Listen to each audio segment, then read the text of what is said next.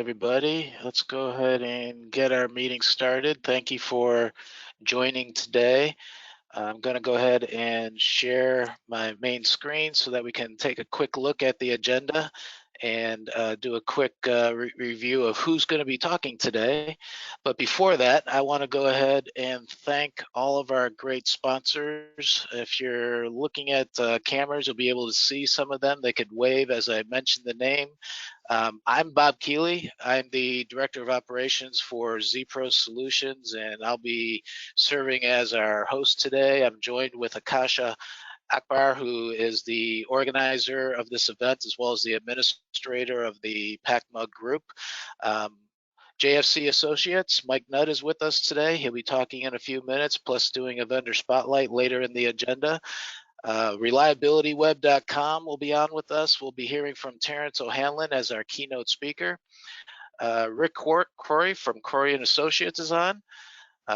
Maureen Holland from NBC Universal. Joe from EDI, and of course it wouldn't be a user group without Scott Schilling from Prometheus Group. So thank you to all our great sponsors, and again you'll be hearing from a number of them as we get into the flow of our meeting. Thank you all for coming in. I know that we have had a lot of virtual events over the last month or 2 months, and quite frankly, as a steering committee, a team that has put this event together and looking at future events, we definitely want to get away from virtual, get away from using these platforms, and get to see everybody face to face. Scott always talks about, the drink and the food at part of those meetings, but quite frankly, I think we're all tired of sitting in our home offices, and we just need to get out and see each other again and really, get that camaraderie going again. So later on, after we talk about a few other topics, we will be talking about coming events, and we want to be able to get your input as to when we should start to go back to on-site true meetings, or should we do a hybrid, maybe both on-site and virtual. So we'll be picking your brain on that a little bit later. Agenda wise, we have Terrence O'Hanlon as our keynote speaker, who'll be talking in just a few minutes. We will be doing the sponsor spotlights, as I mentioned. We do plan to take a quick break, and then we're going to jump into an open mic Q&A session. And just from a housekeeping standpoint, we are using GoToWebinar as a meeting platform today, and it does get a little cumbersome with opening up mics. So Akasha will be working in the background to make sure that everybody's mic is open, but at sometimes you may have to unmute or mute yourself. So if you do run into an issue during the open mic session, please put something into the chat, raise your hand, just get our attention, and whether myself or Akasha can get you unmuted, we will definitely do that, because we want to be able to hear everybody. We definitely want to be able to do a barrage of questions towards Kim and the rest of the panel. And just so you know, the panel for the open mic session will be made up of our steering committee, the team leaders, as well as those that you'll be hearing those sponsor spotlights from, and of course Kim Woodbury representing IBM. So it's really going to be an open conversation. Any question is fair game. Akasha likes to ask some oddball questions like, is anybody wearing pajamas? But we'll deal with that later. Also, as we move down through the agenda, we'll be hearing from Francisco Coelho today, covering IBM Maximo Assist. I know when we solicited your input for questions that we would be prepared to talk about today, Maximo Assist was one of those questions that you wanted to hear. So we went a little further, and then just being ready to answer the question, but brought in Francisco to do a full session on Maximo Assist. And then we'll round up the presentations today with Brian Furness from ZPro Solutions. He's our principal management consultant. You'll notice in the lineup, there's no spotlight from ZPro, because with Brian talking, we'll just let him handle this spotlight on top of his topic, which is systems for asset management. So with that said, I want to go ahead and get started. Akasha, has Terrence joined yet? Hello, good morning, good afternoon. Greetings to everybody joining today. We are on Morabat here. Terence O'Hanlon will be on camera. We want to say thank you to each of you for having us. This is the second time, so we're really excited to be here. Thank you, Thank you very Maura. much, Maura.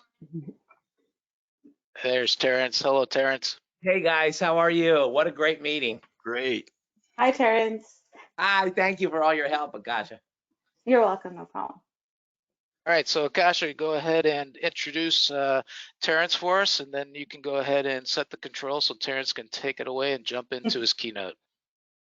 All right, so all of you probably know Terrence O'Hanlon, but he's going to talk about maximum practices from 2001, 2011, and 2021.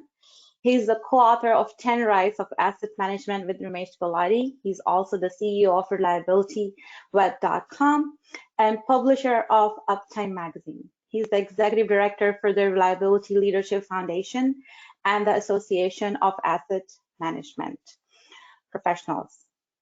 Mr. O'Hanlon is also the creator of the Uptime Elements of Reliability Framework and Asset Management System. He's the executive producer of the International Maintenance Conference, the Reliability Conference, and Maximo World. He was awarded the first Certified Maintenance and Reliability Professional Veteran Award by the Society of Maintenance and Reliability Professionals. So here you go, Terrence. Thank you so much.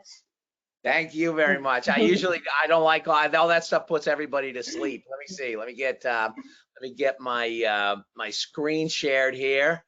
What do I got to do to share the screen? I'm gonna make your presenter. Aha. That will be great. Before Terrence start, I want to just say we have 73 days left to Maximo World. Terrence will explain at the end also about it.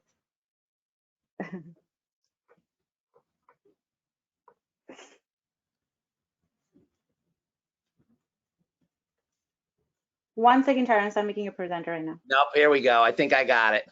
You got it, okay. All right, and there. Now, wow, thank you guys so much for inviting me to the meeting and allowing me to do some participation. You know, I've got both a very fortunate job here today and an unfortunate job. I got a lot of statistics, but I'm not going to try to dwell on the statistics parts. We'll talk about what the statistics are actually telling us. So today I'm here, and again, I very much appreciate the group and all the work. I know what goes into these events, and it's a lot of work to make it go so smoothly, and so I really admire the work. The other thing is, let me just acknowledge the entire Maximo User Group community for staying so connected during a time of disconnect. And so we hope you all come to Maximo World. That is all about connecting and reconnecting. But today, I'm just going to talk to you about some insights that we've gained with Maximo. As Kash said, I wrote 10 Rights of Asset Management with Ramesh Gulati. If you have trouble sleeping at night, you might want to buy that book, and you will be curling up like a little baby and sleeping like you haven't for 20 years. It's a fun book, though, and it really does have a lot of value. It expands your thinking into whole asset lifecycle management. So in other words, you start thinking about managing the asset as you write the specification and as you do the design. So it's really heavy on the first 5 phases of asset creation to ensure you've got a pleasant life as the asset gets commissioned. One of the things we've done, I guess one advantage for being 22 years in the business, is that we've done a lot of research. We've done a lot of surveys and studies and research, and a lot of that is contiguously or longitudinally connected. So in other words, we looked at CMMS, at that time that was the predominant name of it, in 2001. We've looked at 2005, we looked at 2011, and we looked again in 2021 to see, you know, what's going on in the marketplace. So, you know, what companies are in the marketplace, and then what are the practices of the people that have used EAM or CMMS all this time. So that can tend to be a little bit boring, but I'm going to try to make it super exciting for you. So we got 634 EAM CMMS users to tell us about market and practices in 2001. We got 722 to tell us in 2011, and we got 572 to tell us in 2021. And it is a diverse range of industries that we got. The two strongest sections were from what we call utilities, energy and extraction, or mining, and manufacturing. Those were the two largest sectors. And IBM Maximo is a clear market leader with more than 23% of the combined market share. That is really significant. 10 EAM brands command a 71% market share. Maximo obviously makes up a huge portion of that. There are 30 plus brands that each have less than 1% of the market share that make up the category called other. So there's a 71 or almost 2/3 of the market really controlled by 10 brands, and Maximo is one of the biggest brands in that particular space. We had a really great mix of size. There were companies that just had a single location. There were companies that had 2 to 10 locations, companies that had 11 to 99 locations, and companies that had more than 100 locations. So we got a really good weighing from a lot of different kinds of companies as well. You don't have to really memorize this. There were 572 EAM users from these countries. Maybe that's a little easier way to look at the geographical distribution of the Maximo world. The Maximo users that we were able to locate around the world. So it's also interesting, we're not doing it for this one, but we can kind of show you Europe versus America, Central and South America versus North America, that type of thing. So we've had a lot of fun with the data. One of the surveyors said, just answering this survey provided me with some ideas of improvement, which could be done by our organization, just going through the actual survey. Well, let's start with the most universal. We asked in this survey, what is the ability of your CMMS or your EAM to support your existing maintenance process? And only 13% of the respondents said that their CMMS and EAM, they rated it as excellent. Now, I'm kind of funny. After I spend $1 million or $10 million for software, I kind of want it to be in the excellent category. So there's a lot of people that are really struggling. And I think we've all been in the software business long enough to know it is not a challenge of the software. The software can pretty much do almost anything you want it to do. So let's dive into what might be underneath some of those responses. One, there's a definite correlation between the amount of training and the amount of excellent.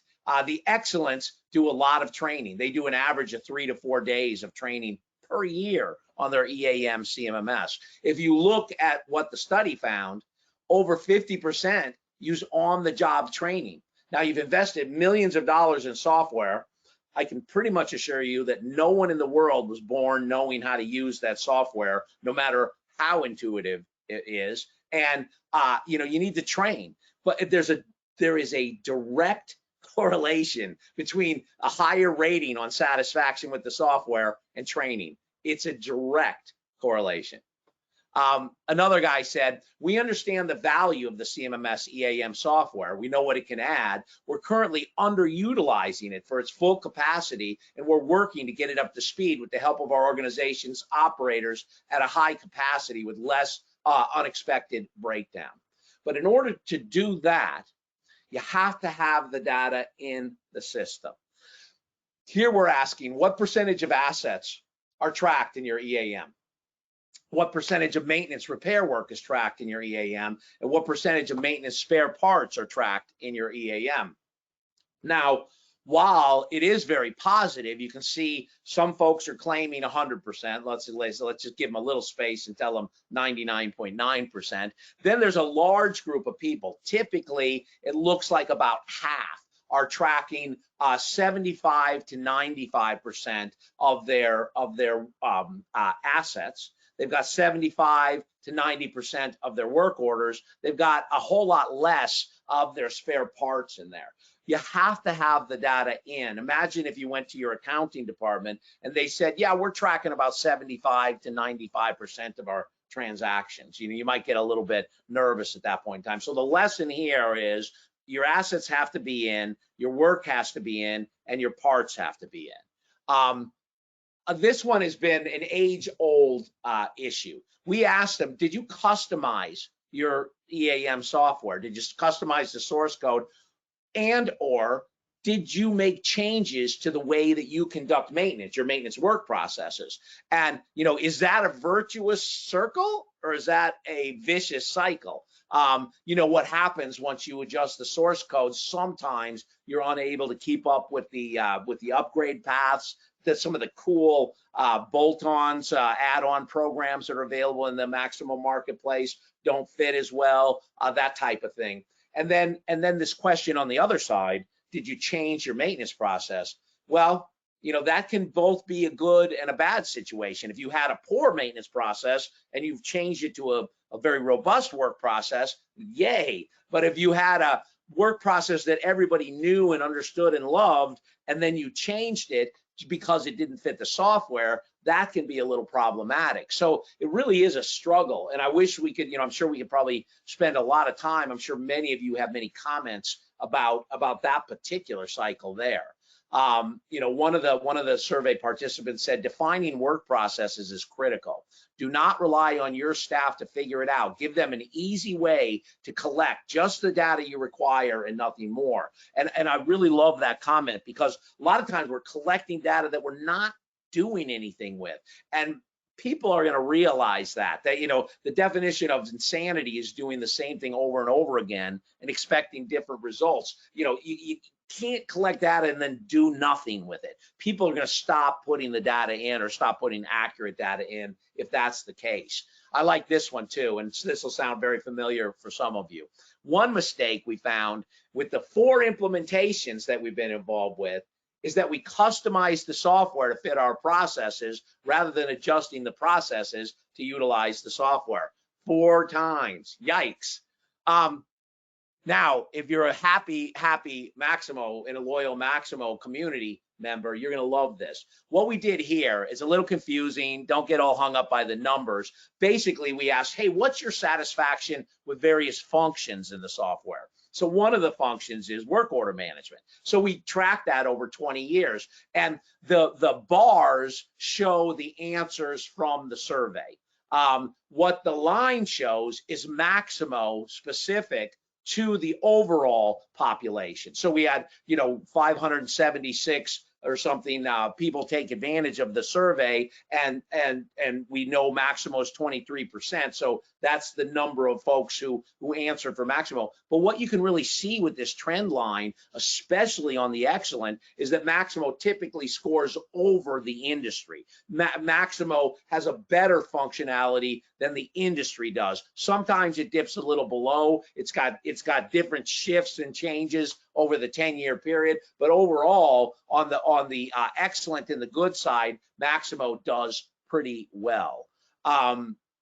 And this is a Maximo specific slide also. Can your team access those work orders on a mobile device? And just over half can. And I can tell you in 2011, that was 80% could not get work orders on a mobile device. So we're making great progress when it comes to mobility. And Maximo community leads that. They lead in mobile implementation. Is your HSE software embedded in your CMMS? And more than half have a separate solution for that. There's only about a quarter of them that are doing anything with HSE in their CMMS program. Same thing with environmental. In fact, even less are tracking environmental in the CMMS. Most are applying that elsewhere. How about that planning function? If you look at that, you can see again on the excellent and good, Maximo has done very well over 20 years. Same thing with scheduling. Looks like a little bit less so for the people who are saying it's excellent. They want a little more functionality in scheduling. Spare parts management, looks like IBM's doing really great in spare parts management as well, above the industry average for the most part. failure modes analysis. Now, you know, it's a little bit of an unfair question because CMMS and EAM is really not designed to do failure mode analysis. It's not what it does. You know, but now IBM's offering asset performance management. There's asset performance management available in other places in the marketplace. And what asset performance management primarily does is it focuses on failure modes and what's leading to that failure mode, what can prevent the failure mode, what can quickly repair the failure mode. So it is an important question, and IBM does very well in the failure modes side of things. But then, you know, when we dig in a little bit deeper, we ask, did the software generate the financial return that you wanted it to do? And wow, we found a whopping 25% that said it did. We found another 35% that said it didn't, clearly didn't. And then nobody developed an ROI interest in 45% of the cases. Now, that makes me scratch my head a little bit because you're spending a significant amount of money with your, you know, you're investing into this software. You would certainly want to, you know, not just spend money for the sake of spending money. You want to spend money on technology so that the technology enables even more value, certainly more than the software costs. You know, and that's where your return on investment is. One thing that I've seen on our surveys and everybody else's studies, what to me is a glaring gap. There is a missing strategy. You know, we asked here, you know, have you conducted then these formal failure modes analysis to know what ways your assets are going to fail in advance? And if you look, you know, we've got no, we operate on a break and fix strategy. Luckily, that's a very small percentage. But if you look, it's almost 40%. No, we base maintenance tasks on original equipment manufacturer specifications. Probably not the greatest idea in the world if you're doing, you know, a road to reliability. Now, if you look on the other side, the green, yes, our team has performed reliability-centered maintenance or failure modes and effects analysis or PM optimization on the bad actors. In other words, that set of assets that are costing us the most in terms of our work order costs, our labor, our material, the 80-20, the assets that are generating the most corrective work orders, or 80-20, the assets that are causing the most downtime. And so, you know, there's about 20-some% that do that. They're, you know, they're running that bad actors report every 30 or 90 days and then trying to take care of those reliability issues. But then you look and there's another 25% that are doing formal failure mode analysis on almost all of their assets. Those are the leaders in the marketplace. You know, sometimes we feel like what people think makes their assets perform and what makes their assets reliable is maintenance. But what really makes our assets perform are, you know, an asset management system, reliability engineering, doing the failure mode analysis, work execution management, that's where we sit right now, and asset condition management, letting the sensors, you know, tell us the condition and the health of the equipment. You know, you see, we give a mighty big place for leadership because no matter how much AI comes into the marketplace, we still need people at our companies. And leadership, we find, is the differentiator between the top quartile and not. Of course, there are all the technical things that you need to be doing on the left-hand side, but you need to be doing that in a context of leadership. My jaw dropped when we got this data. I had really expected the asset performance management, which has been around for at least 10 years in a fully mature way, to have a much bigger share of the market. There's only 32% that do asset performance management functions in the Maximo space. In other words, 68% of the Maximo implementations are not even touching those applications related to asset performance management. Now, some, you know, made in their comments that they were doing asset performance like activities in Maximo alone with no other application bolted to it. But, you know, there are, as you probably know, there are multi-million-dollar asset performance management applications that you can get.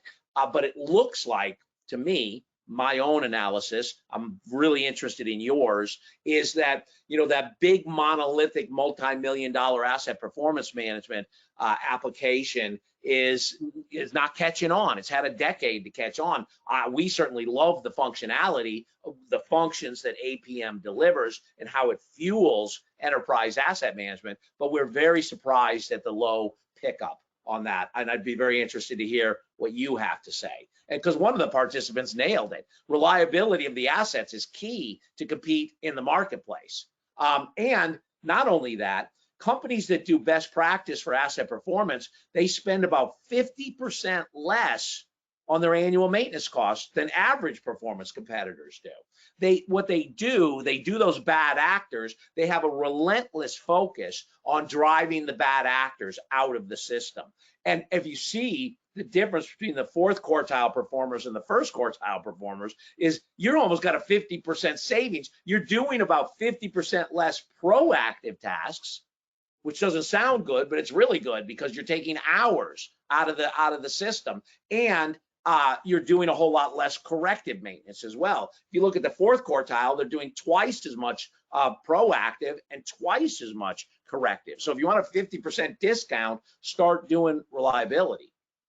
You know, we're seeing out there what we call a high reliability organization, where there's strong executive sponsorship for driving reliability and asset performance management. They have a layer asset management system. What is that? Well, software like Maximo is included. It's not the only thing that's in there, but it's the way that you coordinate that asset, but across its entire life cycle. So if Maximo is involved in the specification writing, then it's the asset management system. If Maximo is involved in design, that's the asset management system. We have to coordinate those early asset life cycles, connect data. Used to be Maximo was in essence a work order system. Now it's opened up to get data from just about anything smart in your company. HMIs, SCADA, OSI Pi, the assets themselves are coming with sensors. The people themselves, I have a sensor on me, and I have a smartwatch on me right now. And that's all going into the asset management system, and better decisions are being made, powered usually by AI and machine learning, and then a robust reliability framework, a way to manage that asset life cycle and the activities. For that, you need to base that on a foundation of competency-based learning and leadership. Those are the two things that really separate out people. Strong executive sponsors, they answer the question, why? What's in it for me? Why would the frontline maintainer or the frontline operator be interested in this asset management? You have to be able to align that into what it means for them and align that to what it means for the company.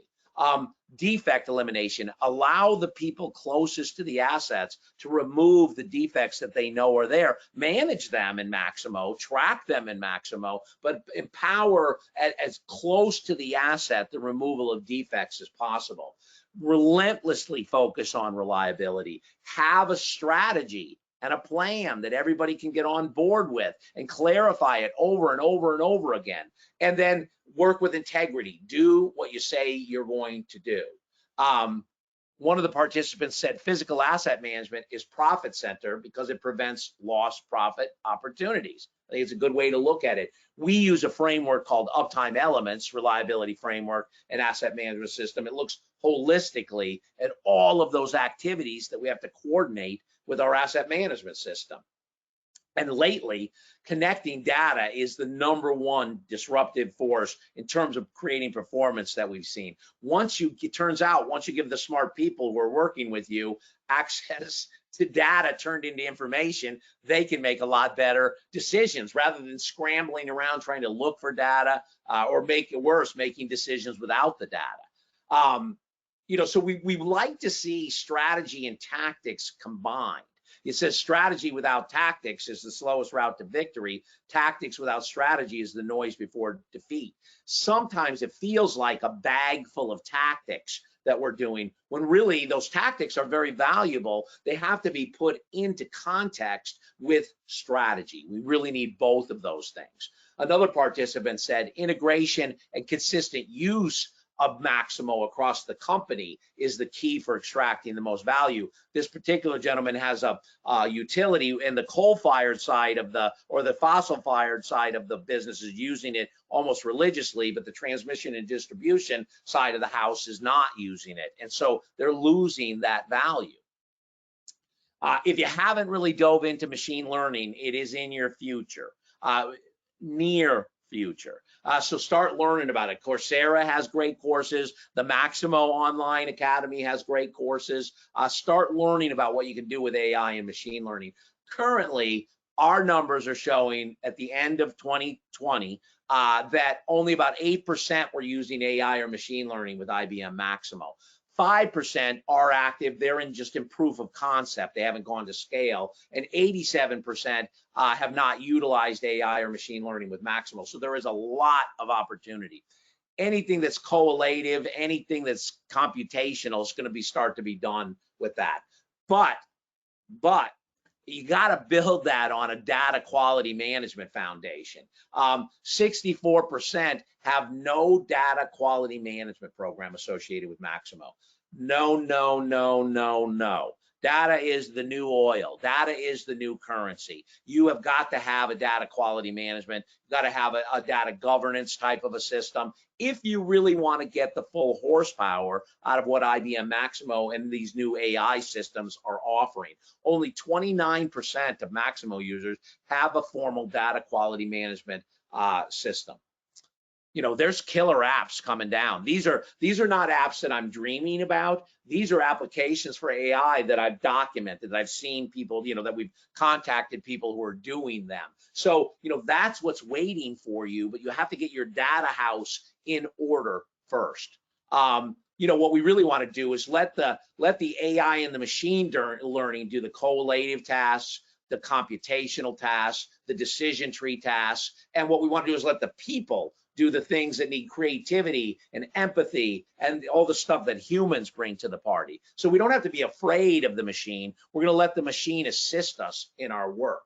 And then this topic of predictive maintenance. I don't have enough time to complain about that term, but it is an important function to be able to source data from the assets themselves, collect it. Now there's all kinds of networks to allow us to collect it, compare the physical asset with the model, the digital model of the asset, analyze it and determine if it's operating well, if it's got any failure in it, and then make a decision to enable the subject matter experts and the technicians to take action based on what the recommendation from the machine learning is. Little slow on the adoption, a little slower than I thought on connecting IoT cloud-based sensor data to Maximo. 70% are not doing it. 20% are doing it, and 10% are in pilot right now. In other words, they're trying it, they just haven't got it at scale. This is a huge opportunity for you. It is not the answer to everything. You can't censor your way to reliability, but this is a good, easy way for you to start your journey to digital transformation. You know, the old model is you walk around taking readings on a machine. Now you can put a sensor on and send it to the cloud, and AI scans it for any kind of anomalies and alerts you when you might have a rotating equipment problem or an electrical problem. And there are so many options that it just doesn't make sense to walk around with a portable data collector anymore. And cloud hosting has grown from 7% the last time we asked in 2011 to 25% of Maximo hosted in the cloud at 2021. That is amazing. There's some great companies out there offering support and that kind of configuration, but that's an obvious arrow going straight up. Only 10% are beginning to explore and use digital twins. Cyber, a digital representation of that asset, but we've always had sort of digital representations of assets. What makes digital twins unique is that it's a live feed, it's a live synchronized feed. So in other words, you're synchronizing both the digital and the physical components. So any changes in the digital are reflected in the physical, any changes in the physical are represented in the digital, and it's that synchronization that the power comes through. The visualization is nice, but it's the synchronization of that two-way data and the commitment to having it be trustworthy and evergreen. So looks like there's some early adopters. We're at that stage, but don't wait too long to learn about it, because you know, you don't want to be in the late majority. What happens after the innovators is the early adopters, and then followed by the early majority, and you want to be in one of those two camps. So dive in and start learning about digital twins. I love this one. Plan your work, work your plan. Leadership is about inspiring the group or individual to a common goal. Progress for the sake of progress will ultimately destroy a program. Set goals and measure them. Take ownership of the successes and the failures. Your program will thank you for it. Continuously improve each and every day. And then, unfortunately, this was the balance to that. A tool that is not utilized to its potential. Is that the way you feel? Is that the way your clients feel? You know, we want to be able to bring this thing, you know, you have with Maximo, and I know I'm already talking to an audience that drinks that Kool-Aid. It is really, truly one of the most capable asset management systems on the marketplace. I've not ever heard anybody say, I can't make Maximo do that. It'll do almost anything you want it to do, but you have to know what you want it to do. The top challenges that were identified, again, for many of you that have been in the business, this may not be a surprise for you. They're lacking an asset management strategy. There is no coherent strategy. So how do you make the software work well when you don't have a strategy? Data quality is lacking. Competency-based learning, as you saw, you know, most companies are barely even doing a day's worth of training. Standardized work processes and data entry for the software. They really want better planning and scheduling functions and interoperability. Some people use the term integration, but we really like the term of interoperability. The way that our phones work, the way that, you know, if you're behind the scenes, we use an email program called MailChimp, and if we want to hook it up to our Salesforce or our Google apps, we just click a button and it's hooked up. There's no IT involvement in connecting them. Interoperability. Map your process up front. Make sure you know your business before starting to develop your EAM software. And again, I know the experienced people on the call will say, yes, I know, I've been down that path. I think some people believe by buying the EAM software, you're buying a good maintenance program, or you're buying a good reliability program, or a good asset management program. Well, you know, they're your practices represented in the EAM software. So it's a combo. Yes, you have really good EAM software. You need to now fill it up with really good strategy. What are the top 3 things that relate to success with EAM? Executive sponsorship. That was the #1 answer. Having a clear strategy or plan was the #2 answer. And I was a little surprised to see this. Ease of use is the #3 answer. Now, there's a tough one, because Maximo is so capable. It doesn't make it that easy to use. It's easier to use than some of the software programs out there. But so think ease of use when you design your workflows. Think ease of use when you design your Maximo screens and your Maximo processes. Ease of use is a critical success factor. Don't make it too complicated, because people won't use it.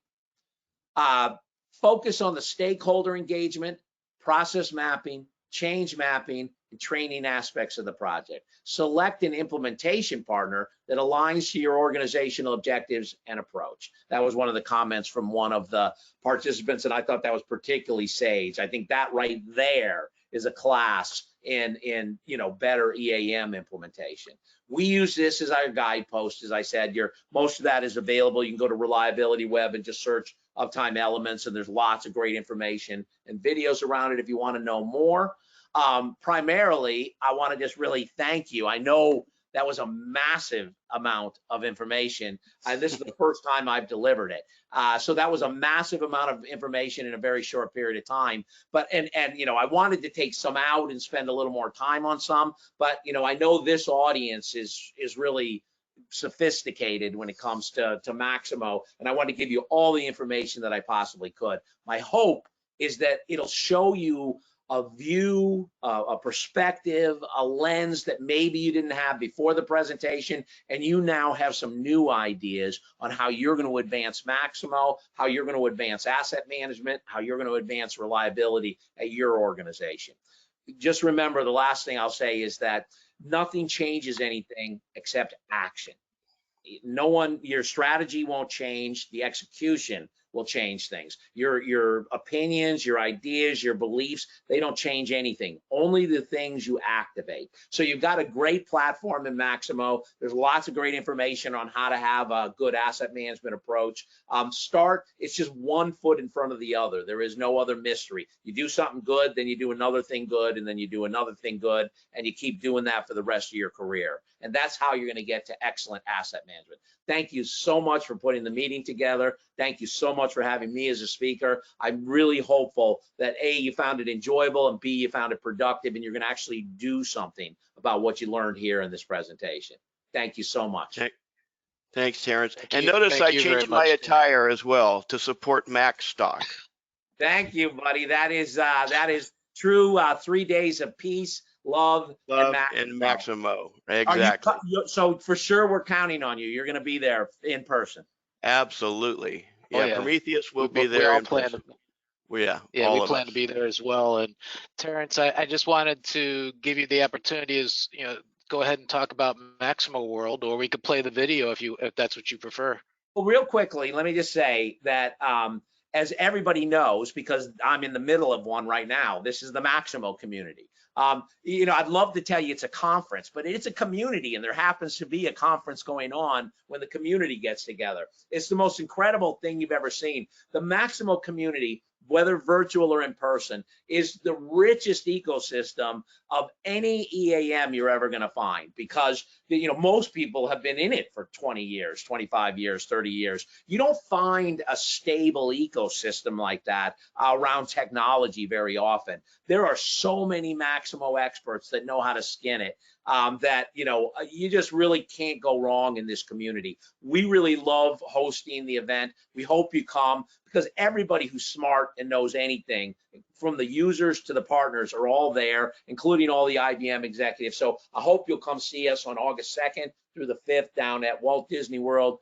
Dolphin Resort. And now Maura, I think, wants to say a few words before the video. Definitely want to say that we have extended the Maximo World Awards. So basically you have until the end of this month, May 31st, so you can submit your award program. A reminder. What if they didn't budget for their Maximo Awards? What do you mean by that? How much does it cost? Nothing. What? Absolutely nothing. It's free. And not only that, they can apply, they can also apply with a client. A client can apply alone. So there are many categories and many combinations. So take a look at it, Maximo World Awards, and we will be also providing information to you if needed with SIP resolutions. But the most important part, have that in consideration. 73 days left. We're going to have a lot of fun, a lot of content. Connect and reconnect is the theme of the conference. On Monday, we're going to be doing the Women in Reliability and Asset Management Hackathon on Diversity and Inclusion. We're going to have cocktail receptions, the Maximo User Group meetings, Certified Reliability Leader class, Certified Maintenance Manager class. Tuesdays, more information, more content, amazing keynote speakers, and great surprises that we won't tell them yes yet. You have to be there in person. We're going to be doing a lot. So we're looking forward to the opportunity, and we want to say thank you again for having us one more time. And I know it's a one big happy group, the Pacific, but I just want to tell you, Washington's way ahead of California in registration. So if California wants to keep the show, we need some California registrations just to catch up with our good friends up in the Pacific Northwest. Have anybody from Hawaii yet? Not Hawaii yet. Not Hawaii yet. Okay. Although we're shopping future Maximo World in Hawaii. Okay. All right. All Thank right. you so much. Thank you, Terrence. Thank you guys very much. Enjoy the rest of the meeting. Thank you. See you in August. All right, Scott, before we go ahead and get you going on your spotlight, I just want to go and use one of the polls that we had set up just to kind of get some feedback as it relates to what Terry was just talking about. And just to show the first poll, let me go ahead and get it launched. what percentage of Maximo functionality is currently utilized within your organization, your company? So all the attendees, you can feel free to go ahead and click on an answer there. And again, this is percentage of Maximo functionality being used by your company, knowing of course that Maximo is a very broad solution from asset management through inventory, procurement. There's a lot that goes behind the scenes with Maximo. So I'll give you another 5-10 seconds here, and then we can go ahead and close out the poll.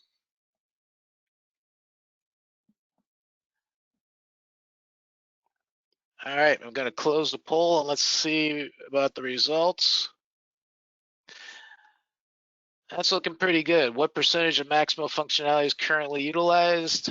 Anywhere from 26 to 50%, and some saying not sure. And quite frankly, that not sure doesn't surprise us. That's part of the reason why we wanted to focus on this meeting with an open mic session today, because it's a lot of what you don't know, or what we know and you don't know, and it's having that open forum, being able to talk as a community. That's really what we wanted to highlight in our meeting today, and we try to get back to that community focus. That's also why we were talking about future meetings being on-site meetings versus virtual. But let's go ahead and hide the results. And Scott, I'm going to go ahead and get you set up so that you can become the presenter and do your spotlight. Thank you, Bob.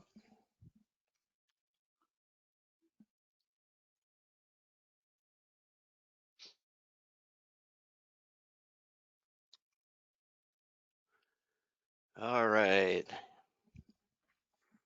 You guys see my screen okay? We can. Excellent.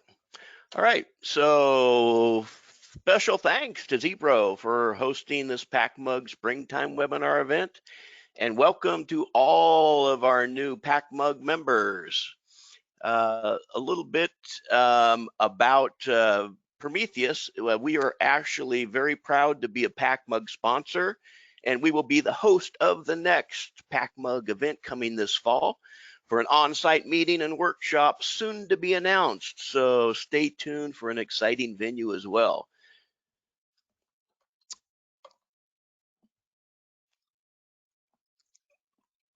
Get this screen figured out here. Come on.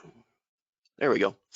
So Prometheus, we were founded in '98, headquartered out of Raleigh, North Carolina, over 14 global offices to date, offering integrated, intuitive software, plus partnerships with industry-leading companies out there. So we're pretty well spread out across the world. We're IBM partner, as well as SAP and Oracle.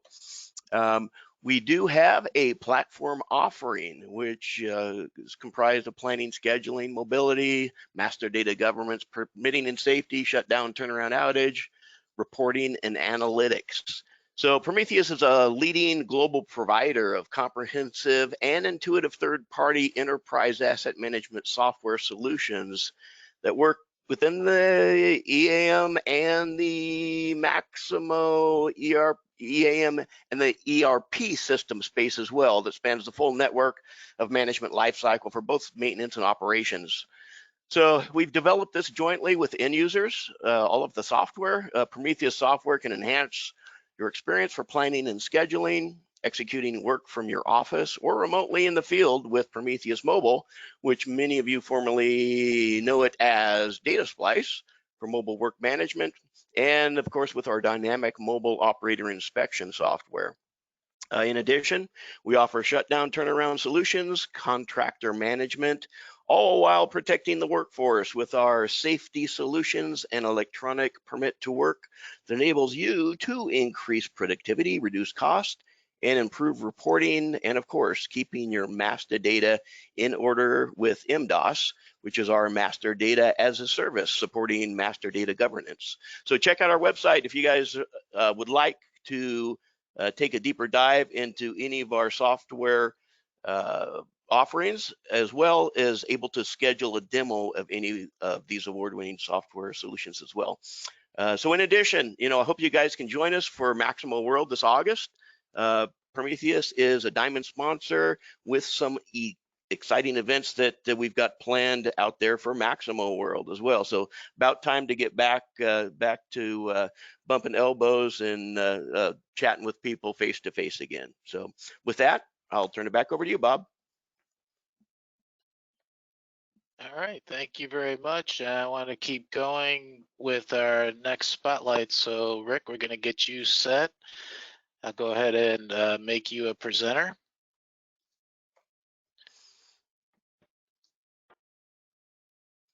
And you could share your screen and you should be able to unmute yourself. I'm unmuted. Can you see the screen? Your screen just came up. You're all set. Okay, my spotlight is actually on the PacMug, and I have the privilege of announcing the launch of the pacmug.org website. Hopefully you guys Excellent. can see it okay. So We can. we've continued our view of lighthouses, and we have beautiful lighthouses from each of the regions that the PacMug is part of. You can see them going across the screen. There's a beautiful one in Washington. Most of these lighthouses are very historic, so you could even look them up and do some research on that. The reason for the pacmug.org site is actually to try to create a conduit or a central place for everybody to go to find out information about the PacMug. So you'll see, along with the beautiful lighthouses, we have down here, we have information about the next meeting. We'll have information about how you can become a sponsor, hopefully join the steering committee. We would love to have some people join the steering committee. We also plan on having user spotlights as well as organizational spotlights. There'll be, for those people that sponsor, there's going to be the ability to have sponsorship opportunities to go along with our lighthouse theme. There'll be lantern sponsors, there'll be keeper sponsors, there'll be what we call meritus sponsors. So instead of the old typical gold, silver, and bronze, or platinum, gold, and silver, we're kind of keeping with our lighthouse theme. There'll also be the ability, we're going to keep everything about all the meetings, a history of the meetings. So like this meeting right here, spring 2021, you'll be able to see the agenda, who the speakers were, and as well as links that you can launch. I'll click on vPro here. Oh, here we go. That will launch to the sponsors. Speaking of which, so any sponsor that's here, you can also, if I'm missing anybody, or if you want me to launch someplace else, please let me know. As well as you can also be able to launch and talk to the speakers. If you're on, I did not take the assumption and just link to people, you know, so if you want me to create a link to you, so like if somebody wanted to send me an email, they can click here and send me an email. Mine's Gmail because that's my email provider. That's going to be available. So again, if I'm missing anybody of any of the current speakers, please just send me something on what email you want me to use, or if I'm not linking to the proper location for your site, just let me know. Also, when we get presentations, they'll be linked to presentations. So what this is meant to be is we're going to keep track of all the meetings, but all of us are like, hey, I was in this meeting and so-and-so spoke about something. This will be a place for you to go and see all that history. We're also providing links to some of the industry groups as well as IBM and LinkedIn groups. So if you wanted to go to the PacMug LinkedIn group, you could launch here. If you wanted to go to the Internet of Things community for IBM, you can click here.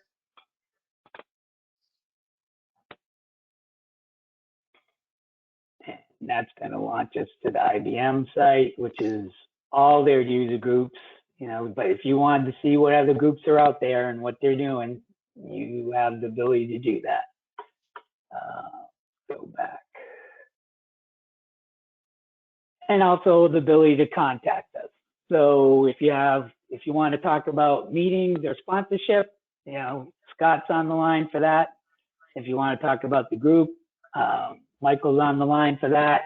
If you want to talk about the website, or this website really is meant to be for you. So if you have anything you would like to see or any comments, please let me know. We're also going to be launching a newsletter, but the newsletter is going to tie back to the website. So like I said, this is meant to kind of be a conduit for everybody when it comes to the pack mug.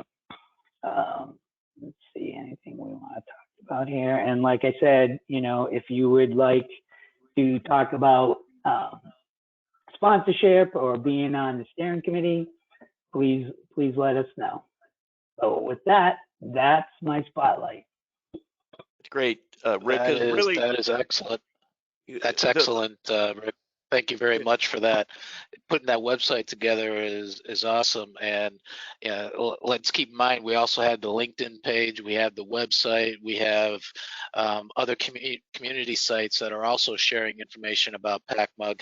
And Rick, if you need any help with this website, please reach out to me, because I'd be happy to help you just with further enhancing the website and or building out the website. Something that I do, and I'm happy to support the group in that way if necessary. Scott, you were going to say something. Go ahead. Yeah, I was just going to say the real purpose of the website is a one-stop shop, because I know once we conclude with a webinar or user group meeting, people are reaching out to different sites for trying to grab information. Where can I find the video? Where can I find the slide decks? How do I connect with people that there's a topic that I was interested in? So that's the main purpose of the website. It's kind of a one-stop shop. And again, thanks, Rick, for taking the lead on putting this together.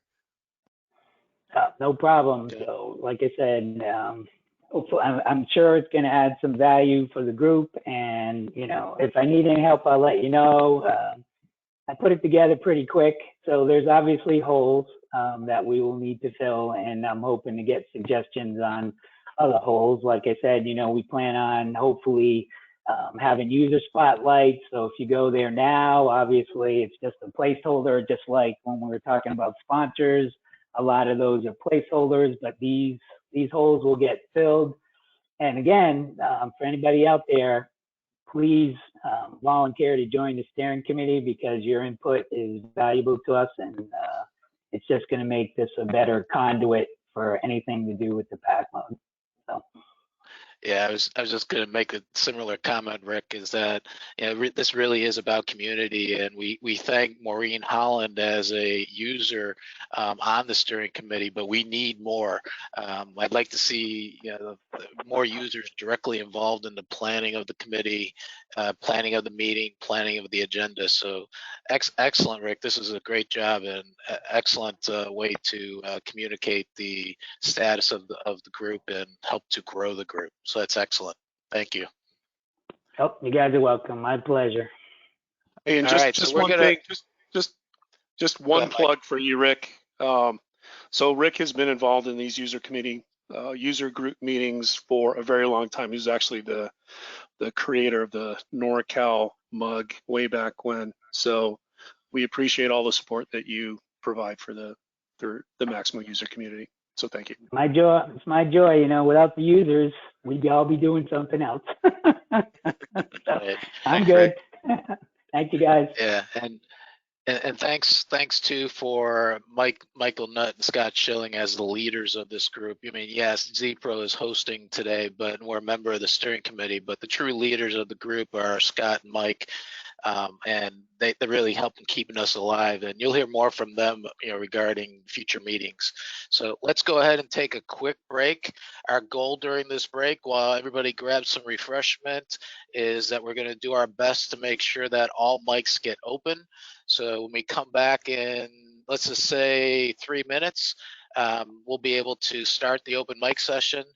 And again, if we start that session, if you have any issues with getting your mic turned on, just throw it into the chat, let us know. We'll do what we can to make sure you get unmuted. So quick break, about 3 minutes, and then we'll get started with our open mic session.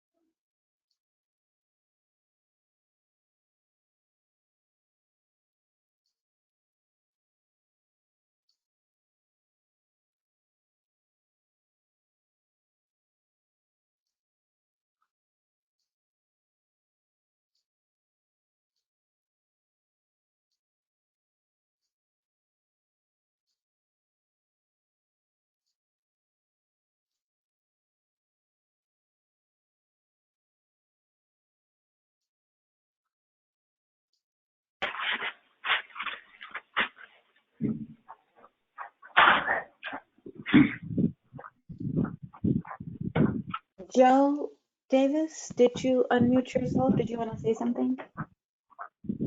I didn't purposely unmute myself. Someone else did. Okay, because we unmuted everyone so you can speak, but if you want, you can go ahead and unmute and you are more than welcome. Is that through the, I apologize if someone heard Oh, something. no, it's not. It's not your fault. So we have an open mic session. That's why I unmuted everyone from an organizer's side. So now it's under your control. You can unmute and mute yourself whenever you want. So it looks like you are online from the phone. So you can just simply go ahead and put the mute button on your phone and you should be fine. And if you would like to speak during the open mic session, you're more than welcome to unmute yourself and then you can go ahead and talk. But if you're having any difficulty, let me know. I can mute you from here for now. I'm just kind of curious, how many members are present? Do you know of, your system doesn't state how many groups or other agencies are in this session? Oh, you're talking about We the have total 30 attendee. people online, right? We have 30 people online right now, 21 are attendees, and it's hard to tell, exactly how many are users versus, say, other vendors or panelists, but that's the current attendee right now. Yeah, I understand. That does kind of, maybe for future thought also with the group, I'm interested in helping with the Pacific Maximo User Group. I think many of you, Corey and Peter, have mentioned my little gripe is there's always this disconnect between say a user and say the IT side of the world versus the user. And it's not say because there are, by the way, this is the industry's way of handling things. For end users, you have to either pay or knowledge trickles down. Knowledge trickles down from the person who's teaching it to a user, and there is disconnect, great disconnect. How long have I been using Maximo? Well, Maximo 3.3.6. So we're talking back in 1992. Yeah, it's a long time. And this is the problem. You are only good as who is teaching you, and only if you were taught maybe something more vast or more open. And over my years, and I think, again, this is where you guys have heard me before stress that in a user group, I think there's not enough time or an area where users can sit there and reflect on how the tool is to be used and see how others use the tool. You really are dependent on, say, a lot of the agencies or a lot of different utilities or even like facilities. They are told, hey, this is the tool. You're only allowed to use the tool this way. Or others are using the tool and you had to literally dive into the internet and try to determine all different kinds of methods of using the tool. And then, of course, the thing that I like is sometimes you like to see how others use a tool that it works for maybe them, but maybe not for you. But it's always good to see the option. And I notice that sometimes this in many mug user groups, utility user groups, that happens from time to time. I definitely wish we could maybe dedicate a little time into that situation. Or like I say, the mental health user group. We might need a Maximo mental health user group for the people who get frustrated, okay? They get frustrated and I just don't know how to make this work. It won't work. Yeah, no, that's exactly why, Joe, we wanted to get an open mic session going today as part of the agenda, because even with us all working from home, all working in this virtual type of mode that we've been in, you lose that community, you lose that sense of being able to talk to somebody. It's harder to reach out and have that open forum. So when we were putting this meeting agenda together as a group, the first thing we all said to each other is we have to have an open mic, and we wanted to make sure that we gave it ample time. So that's why we have less speakers today, and more capability to just have a general open forum. So I appreciate those comments, and that was a good way for us to kind of start the open mic session. But what I want to do at this point is ask all the panelists to go ahead and unmute their lines so that we have the ability to ask questions of all the panelists. And any attendees that are online, Joe and anybody else, if you have any questions that you want to go ahead and ask, please just feel free to jump in. You know, the whole concept of an open mic session is it is really an open mic session. So like I said, our panelists are available. That includes all the people you've been hearing from today, except for Terrence O'Hanlon, who had to jump to another session. But Kim Woodbury is on a line from IBM, so that we can ask her some questions about, I hate to say this, Kim, but I'm going to say it, the roadmap, or anything that deals with Maximo Application Suite. We also have Francisco Coelho, who will be a speaker coming up, who will be talking about Maximo Assist.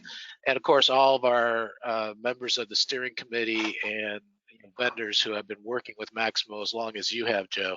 So let me just kind of start the conversation with a question that came from somebody who wasn't able to join today. And this question, it really goes to Kim.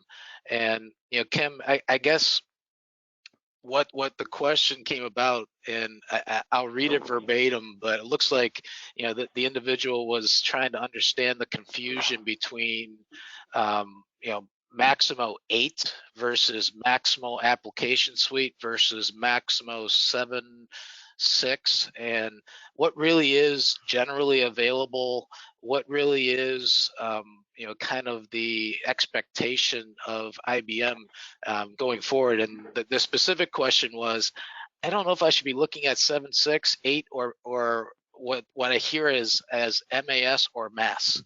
That was a specific question. Yeah, so there is some confusion there. I think we've got we're referring to the same thing multiple ways, so we can clear up that one for starters. So the Maximo Application Suite is Maximo 8. So that's just kind of the short way of referring to it, or you might hear people say MAS, so for the acronym for Maximo Application Suite. And that is the future direction for the Maximo portfolio. So you need to be on 7.6.1.2 will be the launching point then to upgrade to the application suite version 8 dot whatever happens to be out at the time. So that being said, there is a timeline for this. So as we shift to the 8 versioning, we do expect to have additional releases of the 7.6.1 stream. But they will be mostly, currency items like updated versions of middleware and, supporting new browsers, rolling up APARs, critical fixes. So more in starting to be in a maintenance mode, and, the net new functionality will be delivered as part of the 8 release. But that, the 7.6.1 will be around. Right now, the thinking is that we'll end of support that version out in 2025. So I think for now, I guess depending on, I'll just to the specific question, it depends on where you're coming from. I think that at this point, our first release of the application suite with Manage, what is the EAM component, was this week. So we don't expect people to be, moved to that this week, but you should start planning for it. But I'd say if you're not up to 7.6.1, you would want to move there first, because the 7.6.0 is going to go end of support in September. So I would say be at least up on 7.6.1 and start your planning for moving to maybe, the version that just came out this week is 8.4. We're already at 8.4, so maybe, and they're quarter releases, so maybe it's 8.9 or 8.12 or, one of those versions before 2025 that you're going to upgrade to. Okay, great. That all makes sense. And hopefully that helps to limit some of the confusion, because you're right. It really comes down to, trying to understand, MAS versus Maximo 8 versus 7.6, and really what what the community should be expecting, at any given time. So at this point, I just want to be able to again, remind our attendees that mics are open. You can unmute yourself if you want to ask a question. And I'm going to pause, see if there's anybody who wants to unmute and ask a question. Well, I would offer up, similar to what Joe kind of opened up with, that if you have a specific issue within your organization or something that you would like to gain from this group, a particular piece of information, that would be useful. So again, this is all about sharing and caring, creating that community. So if you've come to this pack mug to seek out some particular piece of information, now would be the time to ask that. Yeah, and this forum is more of a getting back to almost in person. This is as close as we can get in a virtual world right now to being in person is with the open mic session. So again, I think a good spot on the agenda to ask Kim questions, IBM or any of the community members. Scott, we actually had one question that I think you can help with, or any of our other sponsors can help with, and it dealt with mobility and trying to understand all the capabilities, from a mobile platform, because there seems to be a lot of options. And there is a direct question that I see here that was about Maximo Mobile, but again, the community knows there's options and there's other vendor solutions. So how do they kind of navigate the waters to find what is a good mobile fit for their organization? Yeah, a good question, because yes, there are so many mobile offerings out there right now, and I think as Terrence had mentioned too, that in the polls that they've done, and there's still a good opportunity for people to get away from the pen and paper and head to the mobile to be more efficient for the organization. So my suggestion really is you have to look at all of the solutions that are out there. Most all of the offerings will schedule a demo for you. It's important to look at, number one, is it easy to navigate? I mean, the biggest issue that I've always heard through my mobile experiences, it's all about the end user's experience. It's got to be easy to use. It's got to be easy to navigate. Does it support all platforms, being iOS, Android, Windows? So there's a lot of choices out there. What devices do they plan on using in the field? Not one size fits all. For different tasks in operators and inspectors, and just doing your basic, PM and CM work out in the field. It seems most of them all work in a disconnected mode now, which is extremely important. But also the ease of configuration. So a lot of, or I should say, some of them have a control panel, basically to be able to do your own configuration in-house to make it easy. One of the questions I ask is, I have somebody with some basic Maximo knowledge, and they can do SQL statements and things like that. Can they configure, let's say all my plumbers? We've got some different groups that we want to add, security groups, and we want to change some simple tasks for them to do. Is it easy to make configuration changes on the fly, or do you need to have the SME from that particular mobile vendor come in and do the changes for you? Most of them are glad to do that, but again, when you're trying to optimize your cost savings for a mobile solution, those are some of the major things you want to consider out there as well. So my suggestion is schedule a demo. There's a lot of great companies out there, but really proof is in the pudding. So schedule a demo, let them talk about it, and have them show you. Don't let them just talk you through it. Show me. Great answer, and thank you for that. And Kim or Francisco, again, a question here on Maximo Mobile, and being able to understand, do I have to go to the Maximo application suite in order to benefit from Maximo Mobile?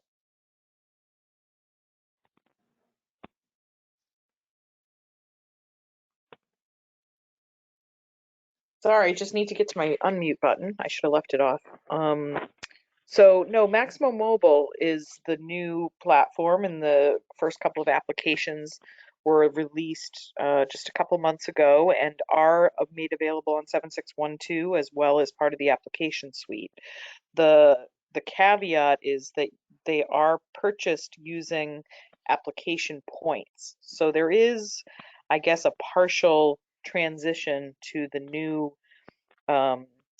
metric that we use for the application suite to support those mobile applications. But you don't need to install any of the application suite or OpenShift to deploy those mobile applications. Great, thank you. Anybody within our group of attendees, the community, that have a question? If you do, just feel free to unmute yourself or raise your hand, and we can make sure that, drop something into the chat. We can make sure that you have the ability to ask your question. Again, the panel's here and they can answer any question whatsoever. Bob, this is Zishan. I do have a couple of questions for the IBM folks on the call. Go ahead. Okay. Go ahead. Thank you. Sure. My first question is for Maximo 8. Is there any IBM training that IBM is offering already, both on the technical and on the functional side?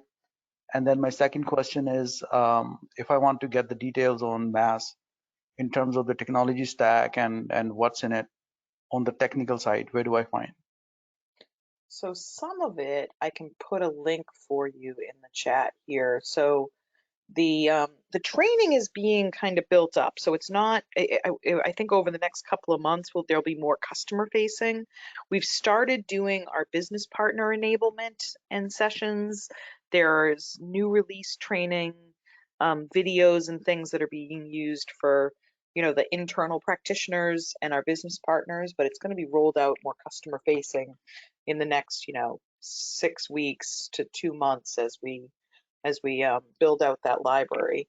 But there's information here. I'm talking and not multitasking very well.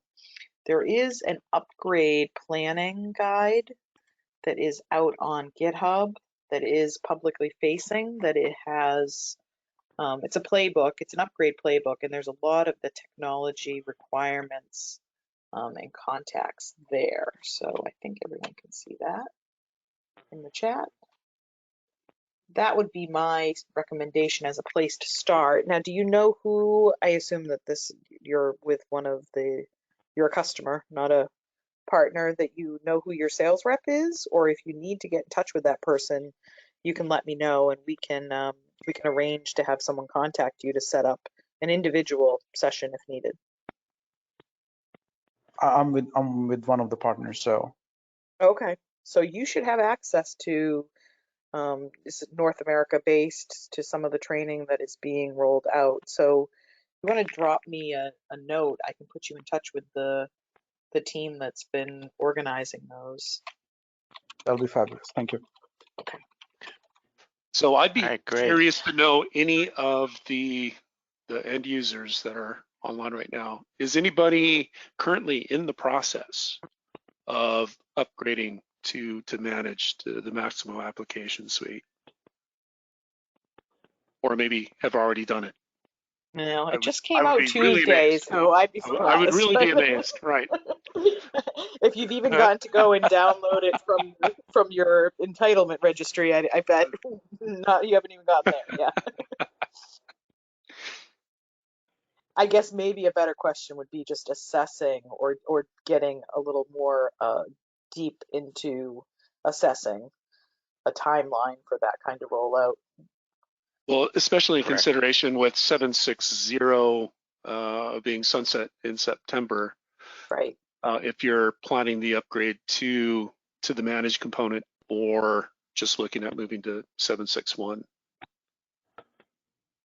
one of the polls we had ready for today's session asked this question. So I'm just going to go ahead and launch the poll so that people can go ahead and respond. And as the poll comes up, you'll see, you know, are you planning to move to Maximo Application Suite? And yes, you know, as Kim was saying, you may just really be assessing at this point, as opposed to really in the move. But want to go ahead and make sure that people can have a chance to respond to this poll, so Mike will be able to get his answer. Let's give it a few more seconds. And also just a clarification too with the application suite. So it is a collection of applications. It's not just the EAM portion of it, but correct. The benefit of the application suite is to basically gain access to these other components, whether it be monitor or mobile or visual inspection.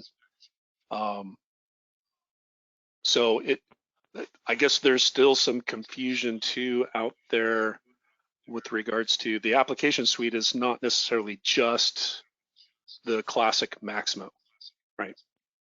That it's so much more. Yeah, I think I'm someone sharing the results. As you can see, it has been, you know, 100% of our audience has said that has not even been discussed yet. But go ahead, Kim. Yeah, I was going to say that someone described it to me earlier, which I think is a good distinction, that, you know, we think of Maximo as a product, but Maximo is really now a brand that is, you know, made up of a number of sort of applications and functions, right? It's not just the Maximo EAM that we knew in the past, right? That's one component of the suite, which is branded Maximo. So it's kind of a shift in mindset, and it's going to take us, I think, some time to educate and just get used to it.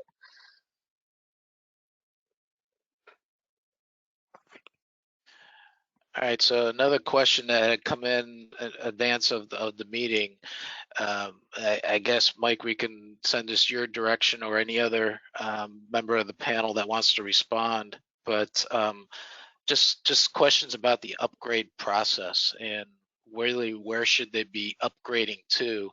And I understand that, you know, Kim's already mentioned that if you're not already you know, at the 761 level, you should be planning to get there. But I guess the question is more along the lines of what's necessary to start that process. You know, what kind of preparation should an organization be going into if they're looking or discussing an upgrade? Yeah, and I'd be happy to lead that discussion. And as Zishan had mentioned with his questions about information and training, there is a little bit of a technology shift with the application suite with the introduction of Red Hat OpenShift. So there are some considerations when upgrading. There's not much of a, I guess, process shift. You know, there's no big shift in the database structure like there had been in previous versions, you know, from 5 to 6 or 6 to 7. So that's really nice. But if you're planning on maintaining your environment in-house, on premise, there are some considerations there. But now may be a good time to think about moving to the cloud. And there's a lot of users out there that are doing that. There's been a big shift to, you know, not managing all of your IT infrastructure in support of Maximo in-house. Especially in these times where there's been a lot of downsizing with organizations and you don't really have the staff to manage your infrastructure internally. There's methods out there, there's managed services through IBM, there's other third-party hosting solutions that you can consider as well. So there's a number of things that you should be considering as part of that upgrade. It's not just upgrading Maximo. Although it could be just that simple. If you're looking at moving from, say, 7.6.0 or a previous version to 7.6.1, and as Kim indicated, that IBM is going to continue to support that through 2025 as it stands now. So you still have some time to utilize that version and still be supported fully. So I would say just sitting down, understanding what some of those changes may be as you consider that upgrade and what the impact is going to be on your organization. So there's a number of folks on the line right now that would be able to help you with that, certainly. And I think, Michael, too, a good kind of tie in with that is as you're about to make a major jump to 8.0, it's a good time to kind of take a look at your master data. And that would be a good time to look at cleansing your master data or taking a look at it. I know there's a lot of great tools out there in organizations that offer that. So that's something that you should consider as part of your upgrade process. And as I mentioned before, one of the benefits of moving to the application suite is you do get access to all of these other capabilities. So if you've been thinking about doing more predictive maintenance and utilizing IoT capabilities within your organization, or you're not using mobile now, but you wanted to test drive it with Maximo Mobile, you've got that ability with the application suite with virtually no additional impact from a licensing perspective. You just acquire if you have enough app points to test it out, you test it out. And it's great going to that concurrent licensing model. And I don't know if you want to touch on the concurrent licensing, Kim, but there were still a lot of questions that could come up around that on the difference between, the 7.6 and 8.0. Yeah, so I mentioned with moving to mobile, you would have to move to the app point. So it's really this a structure of being able to have tiers of, based on user security groups, there's a certain number of app points that are assigned to those capabilities. And when that person logs in, there's an application, point server that you would maintain, and it takes out those number of points from the pool. And when the user logs out, they return them back to the pool for someone else to use. So flexible exchange of being able to access different things with that same pool of app points. There's also, I guess, ways to reserve app points for certain people. So, when you start talking about being able to the auditability and being able to be compliant because you need to have app points in order to log in, there's also an ability to not stop people from logging in, but to warn them and to have some reporting that would look at overages over a period of time. So, we get these concerns. I've got certain users that always need to be able to log in. I don't want to lock my people out of the system, right? So there's some considerations for that. But really, flexibility, as you said, those app points, once you've got a pool of them, they really can be used for anything that is available in the suite and that you've decided to deploy within the suite. So we also, I don't also want to over, it's not like there's this huge footprint of all this stuff that you're never going to use. There are choices and options and timing that you would consider on when you'd want to roll those different capabilities out within your organization and who would have access if you're going to go through some kind of pilot or testing phase to validate, the applicability of those functions to your teams. Kim, you brought one good point up. A number of our folks have asked the question. You touched on it about the reserving the app points. A number of folks were concerned about when they've heard about the app points or went back or talked about going back to even tokens, that yes, you can reserve, for example, your admin, full-time admin personnel who, when they log in, they have to have the points. Those can be reserved. And in fact, I know that somewhere, Kim, and you could probably answer this better than I, but somewhere down the line, they're talking about on the roadmap, even allowing, besides just the admin, to reserve app points, individual users, depending on individual users that either on the business side or IT need to have those app points related to them, specifically for them. That's right. Yep, that's feedback that we've gotten, and we're looking at ways that we can accommodate that. It makes sense to be able to have them always have access to the system. And Kim, is there, from the admin side of things, can you monitor high water marks, say if somebody's using X number of app points for mobility or planning scheduling, so they can kind of do some estimating, saying, hey, we're getting tapped out. There's so many users with the mobile side that we might need to add a few app points, or you can find, Yeah, so it's a little which, tough because there's only, I mean, really you only consume either like 5, 10, or 15 points. And right? it's not cumulative. It's not as if this single user, if they have access to 10 things, that they have 70 points and someone else only has 5. You know, it's all based on your security, but there's still just not a big broad spectrum of number of points. But there is a lot of reporting. So I don't want to say it may not be, it may be high water mark as far as the number of users that are logged in. And there's lots of reporting about, you know, what tier users are at. And then a synchronization, like I'm going to go in and change somebody's security group to have access to something. I want to make sure that there's notification that that change is actually going to consume more points, or maybe release points if I'm you know, pulling away some capabilities. So yeah, there's lots of things through the admin console today that shows usage and reporting, and it will continue to improve. We've already, you know, we've been getting some feedback from some of the earlier versions and some of these previews that we've done. So we've got already a list of enhancements on ways we can improve that reporting, and we will continue to improve it as we move forward with quarterly releases. You know, right around the corner, we're already, you know, like next week, we're going forward with our list of what's going to be in 8.5. So right around the corner in July timeframe, there'll be an 8.5. And then in October, there'll be an 8.6. And, you know, the train's just going to keep on going, and it'll just keep getting more and more capabilities added. Passengers will jump on and hopefully they won't jump off. Yeah. Awesome. Thanks, Kim. Yeah, I was going to add one last thing on the upgrade sort of discussion too. You talked about an opportunity to do data cleansing.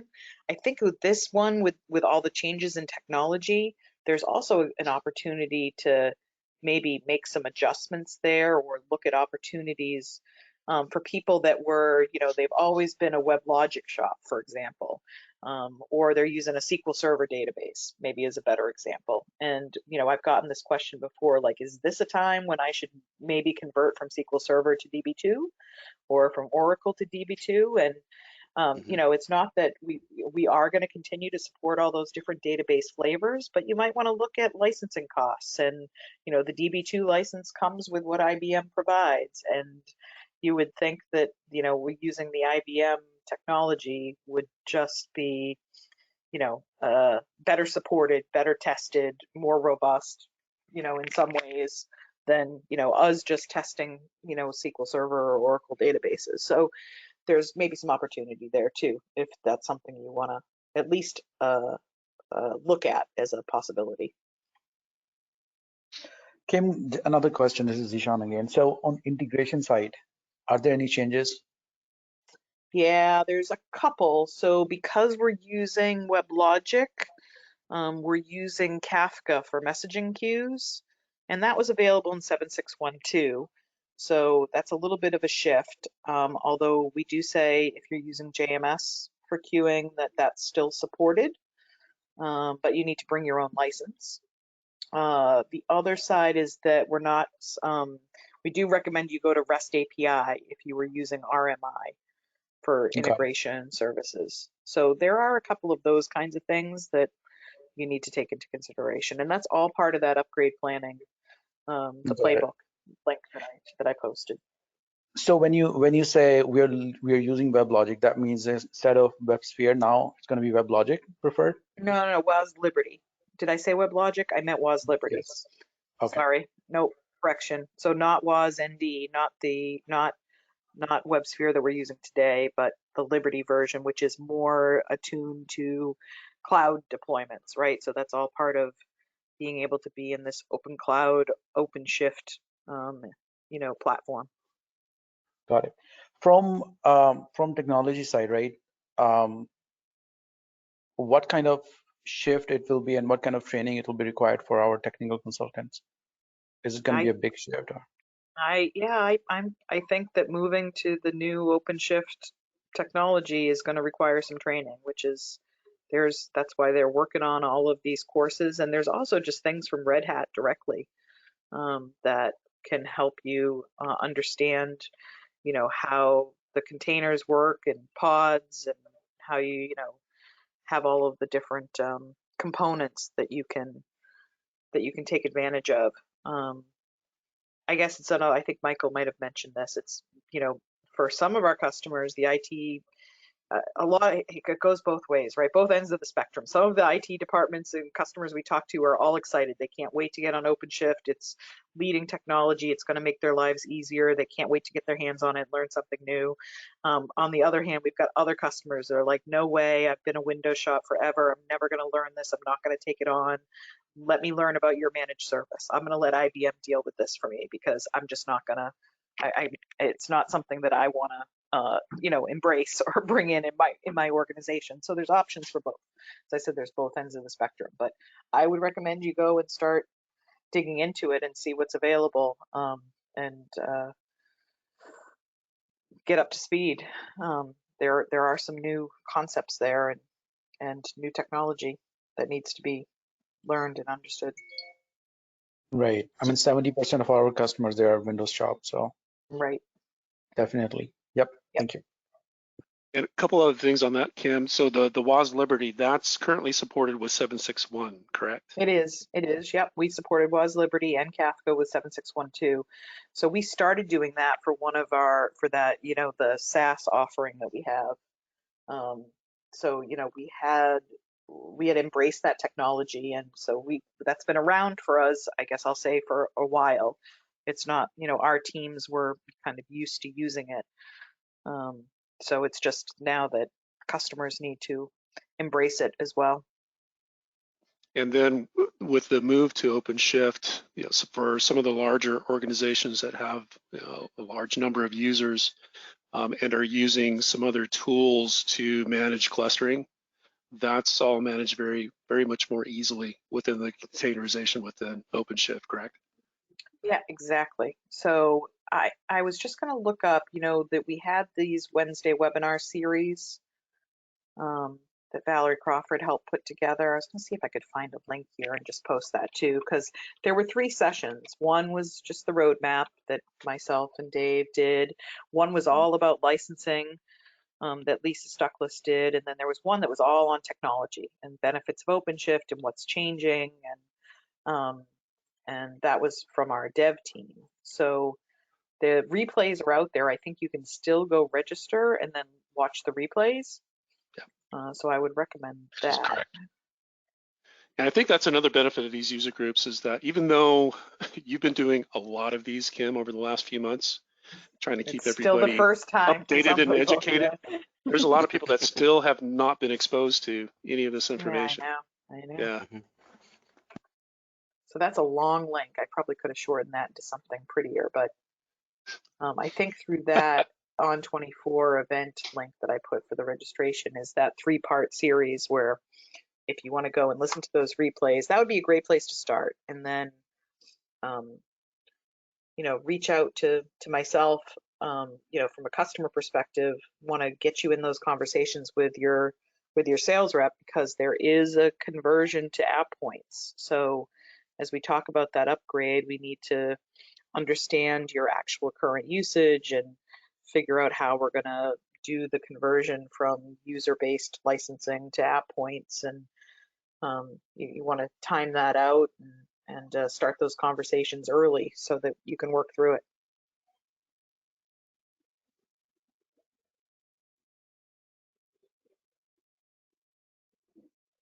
Okay, great. Anybody else have a question that they wanted to ask before we wrap up the open mic session?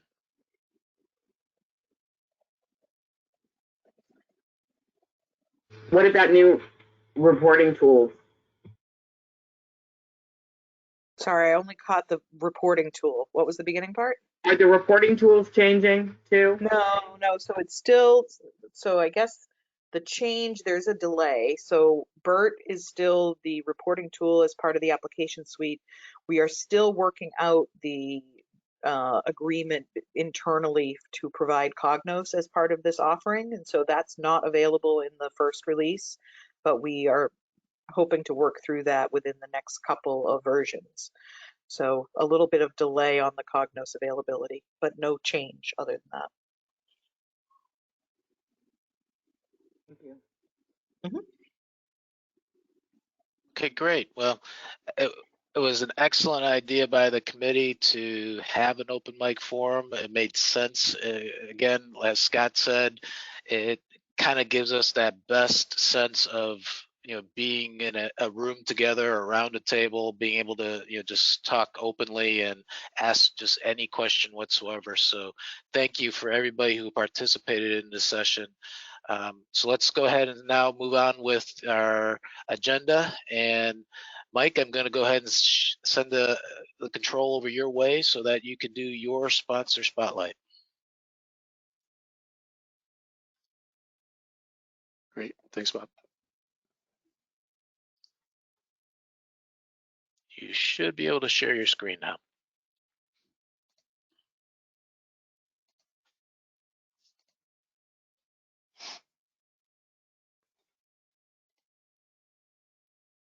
All right.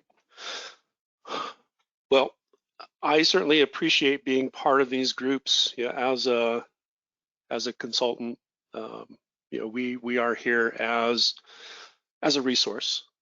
So understanding where people are having issues, where things are working. I just enjoy having those conversations with folks to get a better understanding of how they're using these tools within their organizations. So I'm Michael Nutt. I'm the Director of Business Development with JFC and Associates. JFC has been in business since 2001, but been an IBM business partner since the acquisition of MRO back in 2006. And with the consultants that we have within our organization, a lot of experience. A lot of them came from industry, may have been customers at some point and decided to jump over to the other side of the fence and help others with their experience. So both on the functional and technical side, over 100 years plus within our organization. So we do focus on enterprise asset management. Maximo is a big part of what we do. We're also, as I indicated, a lot of people are looking at moving their environments to the cloud, whether it's completely managed by that cloud provider, or it's kind of a hybrid where they're just hosting it. There's a lot of options in kind of managing systems up in the cloud. So we are involved in just about all of that.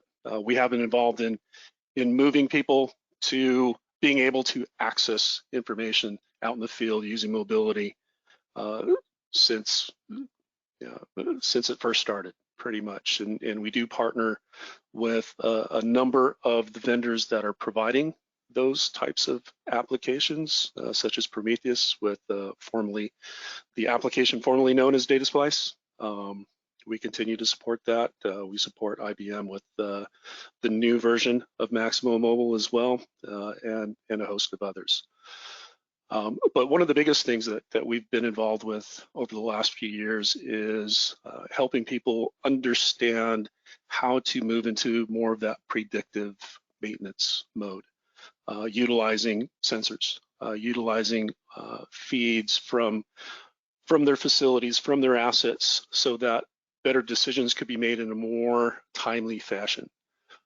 So taking temperature readings, taking vibration readings, using location sensors to take those feeds and automate some of those decisions, or alert those who are making those decisions. So there's not a lot of people. From Terry's presentation, there's about 10% of industry out there that's really utilizing IoT effectively. So in my travels, I've found that there's still a lot of mystery around IoT and how it can benefit your organization. So we take some of that mystery out of it, and we've currently got our solution connects deployed with a number of customers, and we continue to learn as well how best to deploy these types of solutions. So that's done through a lot of our consulting services. So again, understanding how to approach different issues, whether you approach that with technology such as IoT, or whether it's just a matter of adjusting your process and kind of assessing how you're doing things and how you can better do what you do. And again, I think a lot of what these user groups accomplish is creating some of those interactions, not just between us as consultants and end users, but also between end users. As Joe was indicating, that there's discussions between different departments, between the IT groups and the operational groups. So there's obviously some room for improvements that can be sought out just by having discussions. So creating those environments where we can have those discussions, I think, is where it's most important. So again, I appreciate being part of this, and I will look favorably to being able to have in-person discussions, and we're going to be talking about that coming up here at the end of this meeting. But yeah, I can't wait to get back in front of you all and have those direct conversations. So thanks. Great, thank you, Mike. Excellent information. I, for one, would like to talk to you more about IoT for facility and asset management, because you're right, there's a lot of mystery behind that. It's not just about integration of data from those devices, but how to really benefit from those devices. So I would like to hear more about that when we have a chance to talk. Let's go ahead now and move on to EDI, which is an Aurora company. And Joe, I'm going to make you the presenter so that you can share your screen. Okay.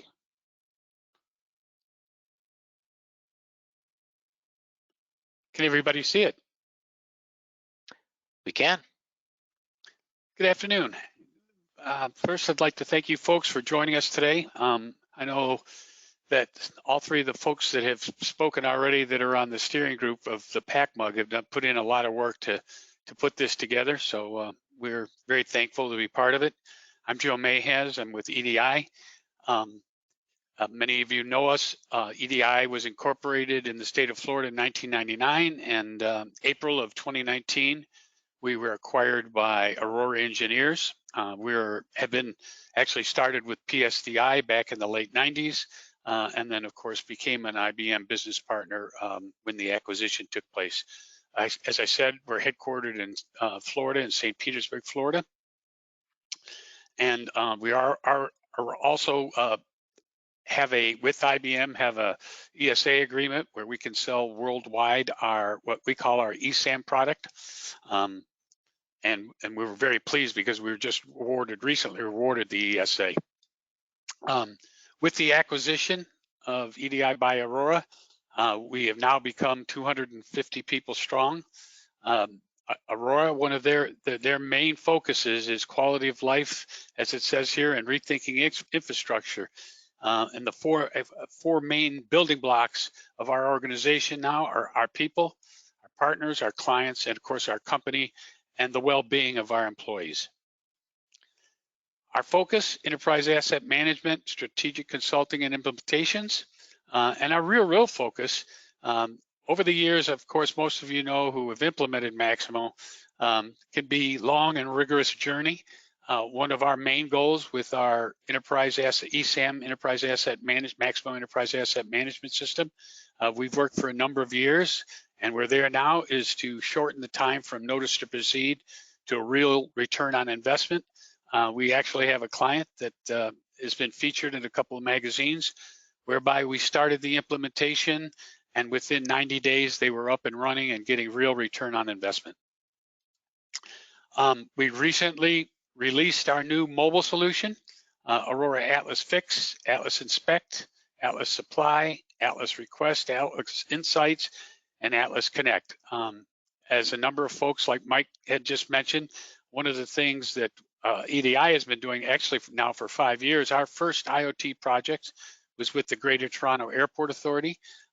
We're actually finishing up a pilot project for Seattle Tacoma Airport, but we're heavily involved in bringing real efficiency and return on investment through IoT, Internet of Things.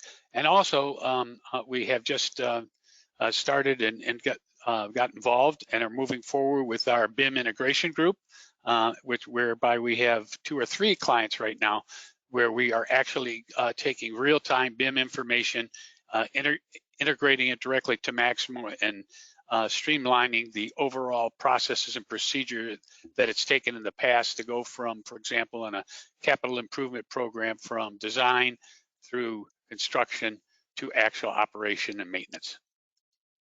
With that, I want to again thank PacMug folks for allowing me to do this spotlight, and thank you folks for joining us. If you'd like any more information about EDI, please feel free to reach out to me. Thanks, folks. Thank you very much, Joe. Appreciate that. And next in the agenda, this is really just another one of our open sections because we wanted to talk as a group about next meeting plans. And I want to go ahead and turn to those who in the committee that will be hosting the next meeting. So Scott and others, if you can unmute yourselves and jump in and talk about the next meeting plans, because obviously the main topic here is on-site, virtual, or both. Unmuted. Thanks, Bob. So, so the next meeting, we're planning things are back to normal as can be. Obviously, PacMug is comprised of several Western Pacific states. We're currently looking at doing a joint venture for our fall meeting, which will be with Prometheus and with EDI. So we're going to be combining our resources to put that event together. So we are really looking for opportunities out there for organizations that may have a large conference facility. Again, it depends on the state and it depends on if they're opened back up 100% or, you know, the majority of a percentage to have in-person events. California, we're hopefully will be open by then, which all indicators are there. But we're certainly open to, you know, Oregon, Washington, Alaska, you know, BC, Hawaii, all of those other opportunities out there. It will be a one-day event on site, and what we're planning on doing is having it live streaming so we can continue the continuity within the community. So if you can't attend because, you know, it's not within an hour, couple hour drive to jump in your car and go, you can still be part of the community, and we will have open mic sessions. You'll be able to interact with the presenters and the sessions.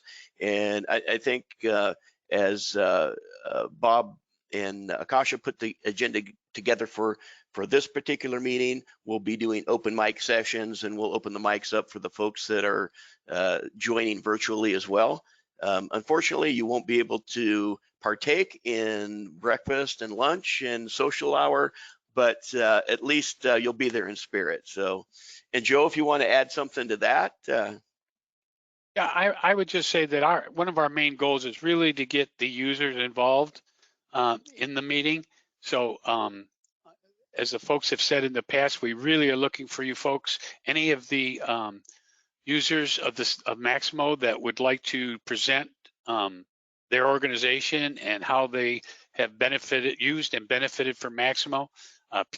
Please feel free to email one of us as we start to put this agenda together. But I can tell you that from my perspective, and I think we all agree, I think a lot of us are getting tired of just the virtual, and we're really looking forward to being able to, hopefully with this meeting, get back to face-to-face. Yeah, and currently we're looking, yeah, I'm sorry, Bob. Currently we're looking September, mid-September as a time frame, and we try to coordinate these meetings around other major Maximo events, because I know we've got Maximo World, you got MUWAG, it's trying to revitalize FMUG. So we always look at the agenda calendars, so you're not overtasked with having to travel here and there. So we really want to hear from the community out there. What would you like to see at the in-person meeting?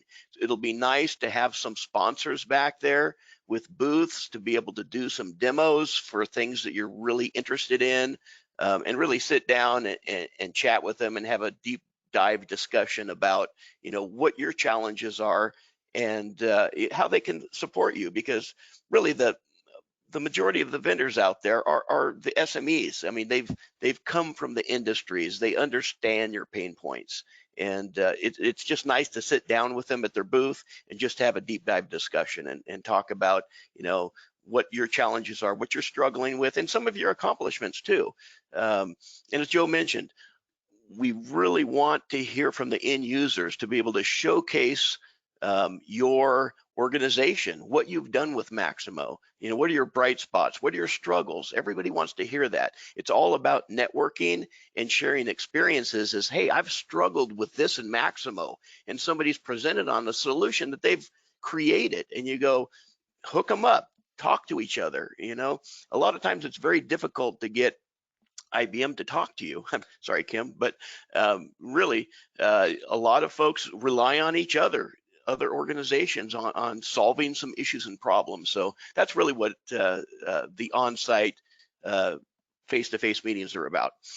And one last thing is we are planning on moving the meeting, the on-site meeting, to each state represented. So it's not all going to be California or all Washington or Oregon or BC. We do plan at least once a year having it at each one of the particular facilities. So you'll get a lot of attendance when you move to Hawaii. Yeah, I want to go right. ahead and launch.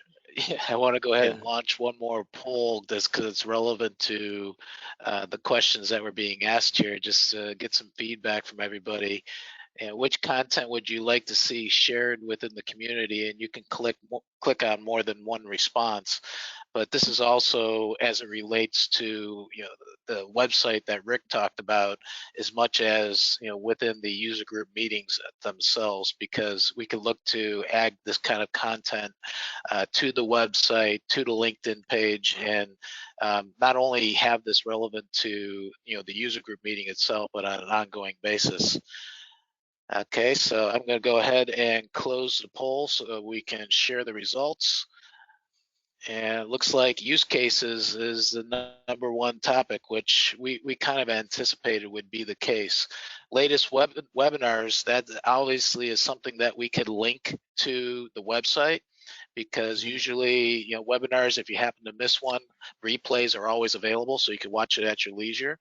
And then, of course, other. So we may not have tapped into a few topics. So again, this community is about you guys. So if you have a specific need, or if you have a specific, thing that you want added into the agenda of these meetings, best way to do that, volunteer to be part of the steering committee. Get yourself involved so that you can help drive the agenda, the topics, and help us determine, what's best for the overall community. All right, thank you, Scott. Thank you, Joe. I want to go ahead and move along. And Akasha, if you can go ahead and do the introduction for Francisco, I'd appreciate it. Thank you so much, Bob. And thank you so much, everyone who has been participating, especially an amazing open mic discussion topics. We appreciate all of you guys. I'm so excited to invite our next guest speaker, Francisco Coelho. The topic he's going to be covering is IBM Maximo Mobile Assist. Francisco has over 13 years of experience working in IBM Maximo development team. Over 10 new releases successfully delivered in Maximo portfolio. He has visited many customers across the US to collect feedback and show new design functionalities. Currently, he's a product manager for Maximo Assist. He's also a distributed team leader and a certified Scrum Master. He's also postgraduated in project management by Ask GV. If you have more questions, you can directly ask from Francisco. And Francisco, I'm going to make you presenter. You should be able to share your screen and unmute yourself, and you are good to go. Hi, Akasha. Thank you for the introduction. Actually, there's one little thing here. I was just asked for from webinar to close and reopen in order to be able to share my screen. Yes. So so on the very top, the little webinar sign, when you see the sharing icon, if you click on that little arrow at the bottom, you will see the first option will be share screen. Yes. Okay. And then from the drop down, you can select whatever screen you want to share. Okay. I can see your screen. Yes, I can see your screen. Yes. Okay. Awesome. All right. I'm gonna mute myself now. Thank you, Francisco. Okay. All right. Okay. So hi everybody. So my name is Francisco Coelho. I work for IBM in Brazil for over 13 years. I've been working with Maximo product development since my early days in IBM, always with Maximo, classic Maximo on the industry solutions side. And I'm really happy to see how it has been constantly modernized and pushed to the cloud and mobile devices now. I'm now the product manager for Assist, which has been created for the cloud and mobile devices platforms. All right, so let's start with a quick overview of Maximo Assist. So Maximo Assist is a tool designed to help technicians to perform their job in a safer and faster way. It helps to transform the way that the technicians work by providing them instant guidance anytime and anywhere. Assist provides AI-powered recommendations on the right actions that the technicians must perform by providing access to the right documentation that the company already owns through a natural language query capability directly into their mobile devices, without the need to stop the work they are doing to research for guidance elsewhere in the company. Imagine the situation of a technician working on an equipment in an oil rig or a railway distant from their base or a pipeline. In case they need any help or research to perform their job, they would necessarily have to pause the work, go back to the company premises in order to research through endless documentations while they can get all the help they need in the screen of their mobile devices. So Assist has three key powerful capabilities that are all very unique and very differentiated on their own way. The first one is the query mode, this one on the left side. This is the natural language query search, which is powered by Watson Discovery. This is the landing screen when you launch Assist application. The user can simply enter the query text in natural language, and Assist is capable to retrieve a set of different types of results, such as operating manuals, historical work orders, equipment-specific literature, and even previously recorded remote assisted sessions. The second item here is the diagnosis feature. It is a very powerful step-by-step troubleshooting tool, also powered by AI, where the technician enters the symptom that they are seeing on the equipment, answers a few questions that will narrow down the possibilities to the root cause of the problem. The third item that you see here is the remote assistant feature. This is where the technician can contact a remote expert at any time, and they can initiate a remote session using their mobile device's audio and video features. This is one of the most impressive features for Assist. I'll show you in more details still in this session.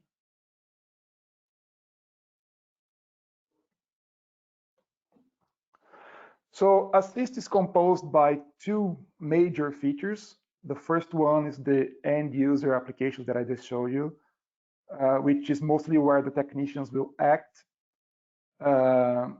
It's built by the query diagnosis and remote assistant features. and the other one is the Assist Studio. It's this desktop application where the SMEs and the experts will do their job. The Assist Studio is where the expert will add all the knowledge to the system.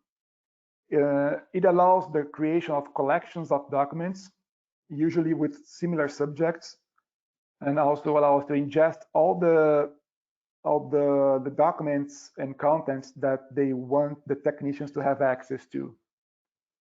So the experts can also use the smart document understanding capability provided by Watson Discovery and add more attributes to the documents, so that when the query is performed into these documents, it will directly display the part that would better fit as a result for that search.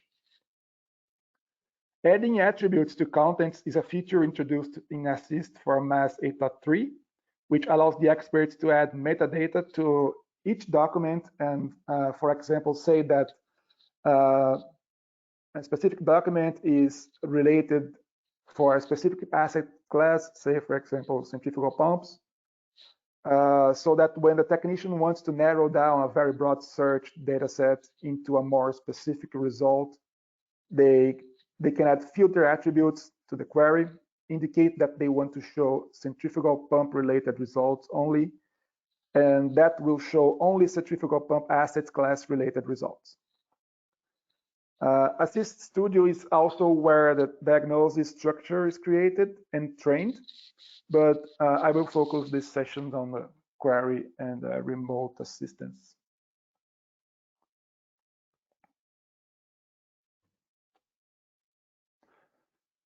So let me talk now a little bit about what's new in Assist for MAS 8.4, which has just been released. The biggest enhancement is that Assist is now integrated with Manage on MAS, and it has now some integrations with Manage as well. One feature that we introduced in 8.4 version is the possibility to launch Assist from within the mobile technician application. Previously, we had a menu item on the mobile navigator menu. That's where we used to launch Assist from, but now we can configure it from inside different apps. So the user can jump directly from the work order details page into Assist in order to get help with the job that needs to be done and have access to the natural language query, remote expert assistance, or the diagnose feature. And not only the user can launch Assist from within the work order or the technician application, it also transfer context from the work order into the natural language query field, which is automatically populated with the work order description text, and it shows up with a preliminary search result already showing up. We also have introduced the launch point concept. So now the user can launch mobile applications from outside the mobile navigator. Assist launch point is included into the technician application by default, but it is also possible to configure Maximo mobile apps for custom launch points for Assist, for example, job plan detail section.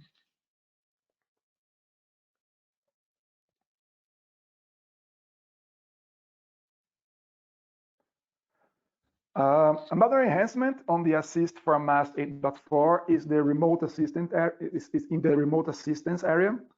Until the previous version, the expert side during a remote collaboration session was a gallery of near real-time pictures sent from the technician's device, where the expert could select one picture and annotation and add annotations and share with the technician, which was able to see in the live video feed. Now both technician and expert see a real-time video feed provided by the technician, and they both can do sketches and annotation during the session. Let me now move to the demo that I have recorded here. let me start with the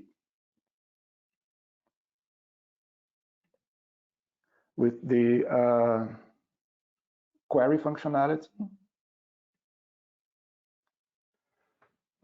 So this is the default screen that you see when you start the mobile application on your device. That's where you see assist icon right there on the mobile navigator. That's the first place that you see assist. But that was the only one, the only launch point for assist until 8.3. But now, as I will show you, you can start this application from other places. So starting assist, it will redirect you to the query page. There you go. What the user is doing now, they're selecting which project they want to perform the query into. So in Assist, you can create many different collections or projects to organize your data. So you can separate it by maybe, say, asset class or any other attributes that you would like to organize your files. So it's selecting pumps and maintenance. And yeah, it is showing now that you can refine your search. So you can search for collaborative sessions only, which are the remote assistants that are recorded into the database after it is finished. So you see it narrowed down to 4 records. There are 4 different remote assistants for this, or historical work orders only.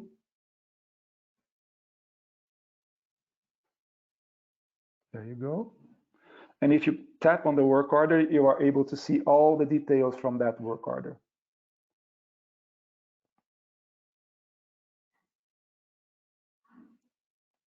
Okay.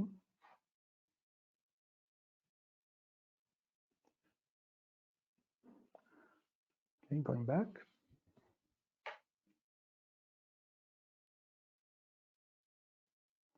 Clear the filters. Now performing a search for pump.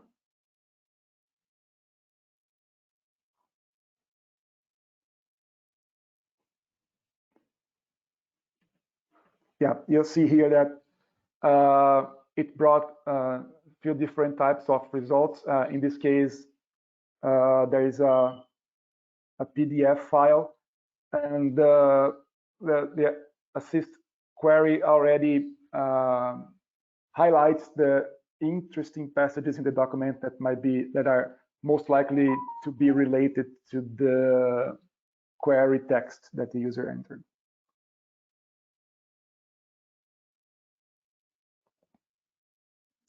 And if by any chance the user finds this document helpful for what they queried, they can tap on these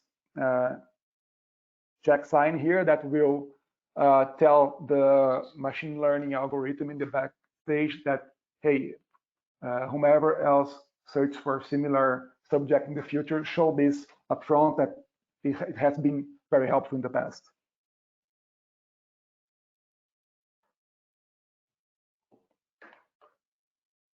Okay, now jump into the technician application, where we show all the work orders assigned for the technician.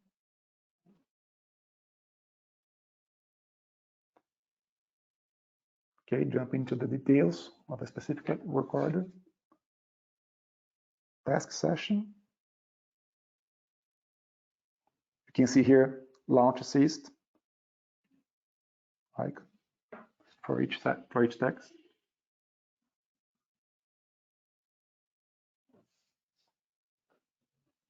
There you go. Launching assist. As you can see here, the natural query, natural language query field is already populated with the work order description and also automatically applied 2 attributes for this filter.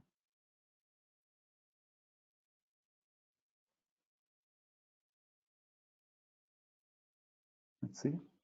Okay, so it's a centrifugal, it's a pump and a centrifugal pump.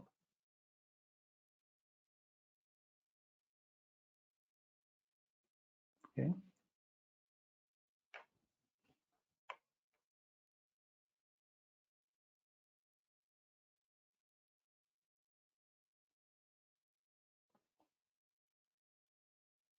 Okay, so now showing a PDF file with the like a manual for this pump maintenance. As you can see, the highlighted passages here that are more likely to be related to the work, to the description here in the query field. Okay, that was the query functionality. Let me show you now the remote assistance. So you'll see here on the left side is the technician mobile device, and in the right side you see the expert mobile device. So it was real quick. Let me just show you something here. Wait. Okay. So in order to start a remote session, the technician taps here in this icon in the top right corner, enters a brief description of what they need help with. And these top skill matches will show online experts who have knowledge according to this brief description that they entered. So in IT group, you have this expert, all the information related to him. So starting the session, as you can see here, on the expert side, they received the request for connection. They can either accept or decline. In this case, they accepted. Okay. So now, as this is the enhancement I would like to show you, that both sides see the real-time video feed.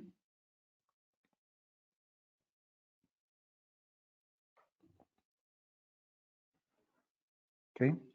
Yeah, you can use video streaming, or you can also use voice or enter text comments. Yeah, it's pausing the audio here, as you can see.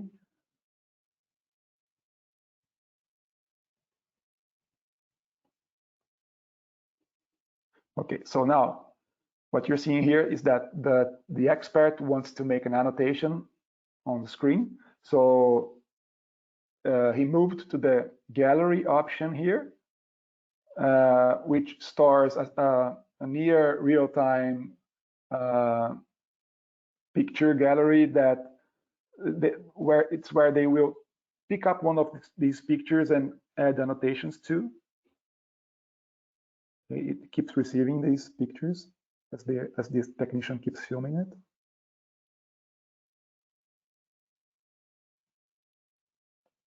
Okay.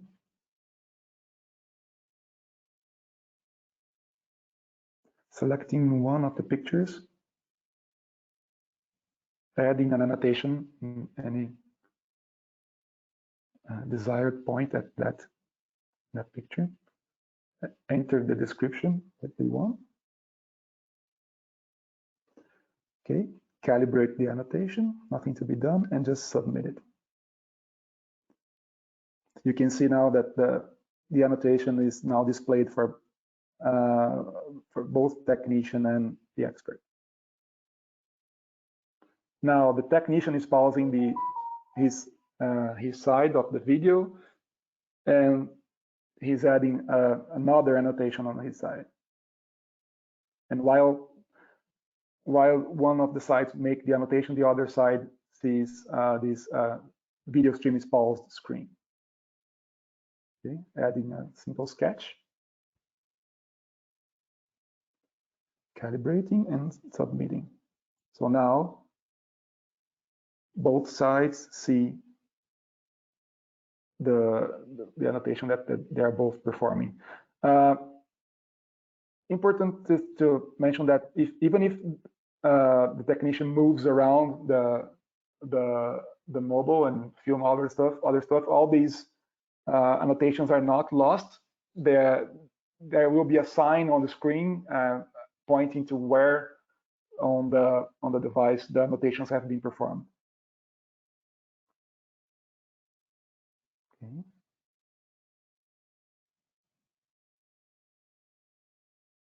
You can see here.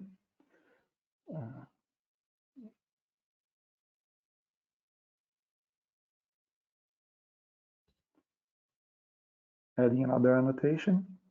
The technician is doing this.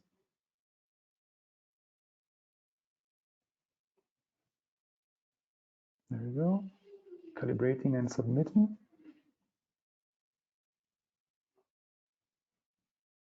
There you go. All the annotations being displayed for both sides at the same time.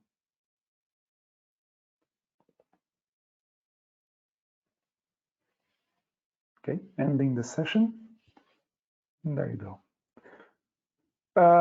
As you can see, after this session is finished, the session is wrapped up into a PDF file containing all the pictures that have been edited with these annotations, along with the chatting and all the text added to the pictures, and can be stored into the Assist on Studio database, and that can be available for other technicians to watch it on their as a result on the query side. Okay, that's all I wanted to show you. Thank you very much. Back to you, Akasha. All right, thank you so much, Francisco. Thank you, Francisco. We appreciate that. Let me go ahead and get ready for our next speaker. And what we'll be doing is moving to Brian Furness, who is a member of ZPro Solutions. You will be able to find further information about ZPro at our website. And just to let everybody know, we are recording this session, and you will have the capability to grab the recording from our website by going to down to the events section right on the homepage. You'll see that we have a link to watch the replay of the former Transportation Maximo User Group meeting, but we'll also put a replay link right here, or you'll have the ability to go to the events page on the ZPro site, and we'll also link the replay here as well. And Rick, I'll make sure I get a copy out to you so that you can put it on the direct PacMug site. That way you'll have the recording as well. Brian, are you all set to take over? Yep, as soon as I get the link to share my screen, I'm good to go. It's coming your way right now.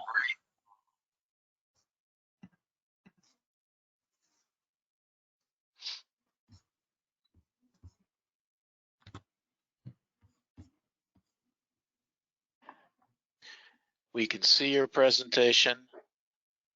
Excellent.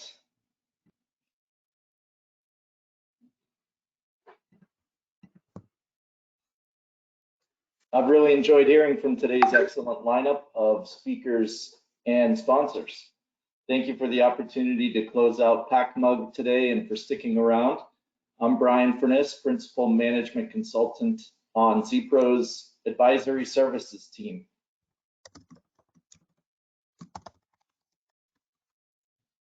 ZPro Solutions provides professional services in two key areas, EAM and data management. Our team of professionals has significant experience in many industry sectors. As an example, prior to joining ZPro, I led planning and asset management for the largest and busiest public transit system in North America. ZPro's team works with a singular vision, help our clients achieve their goals and an improved return on investment on their assets and data. I want to remind everybody that health and safety are an important part of each working day. Take responsibility for a safe work environment to benefit yourself and others. I won't tell you to wear a mask or when not to wear a mask or how many masks to wear. I'm not going there. Today, I'm going to talk about systems, and my presentation is intended to familiarize you with guidance on the management of systems used in transportation operating environments. In this context, systems are the set of monitoring and control systems that support critical core functions, such as power, communications, revenue collection, security, and safety controls. I'm going to cover a framework as foundational to a better understanding of systems, an overview of systems, inventories and hierarchies, performance management and investment prioritization deserve to be covered more fully than I'll manage today, but I include them here to acknowledge and highlight the convergence of systems and asset management. And to conclude today, we'll take a look at mobility and some great examples from the Pacific region. You don't want to miss the forward look. Let's begin with the basics. I can't spend much time on theory today, but I'll point out that if you are really interested in systems, and why wouldn't you be, a lot of excellent work has been done here. These resources are among the best available. Basic concepts serve as the starting point for an enhanced understanding of systems in the context of processes and engineering activities needed to ensure system viability throughout their life cycles. Systems may have components that are systems themselves, as in a system of systems, and that can have additional subsystems or elements. This figure shows a complex 4-level structure. The components shown in levels 1, 2, and 3 are a combination of subsystems and system elements. At the lowest level, level 4, is composed of system elements only, and therefore there is no further breakdown. Let's apply structure to a closed circuit television system. At level 1, there are 3 subsystems. Levels 2 and 3 include additional subsystems as well as system elements. Level 4 includes only elements. Some of these elements may represent a single asset or a grouping of similar assets, but all represent assets that are considered lowest maintainable units of this CCTV system. We understand structure. Now let's look at architecture. Architecture is instrumental in providing a complete view of the system and the interaction of all essential subsystems and elements necessary for operation. This can be very useful for the creation of asset hierarchies. Having a system architecture that segments system elements by location or how easily they can be controlled or observed, or how they're best operated or repaired rather than by what they do, can help us create a useful asset hierarchy and better manage a complex system. Nowadays, we're under surveillance just about everywhere. It reminds me of a song.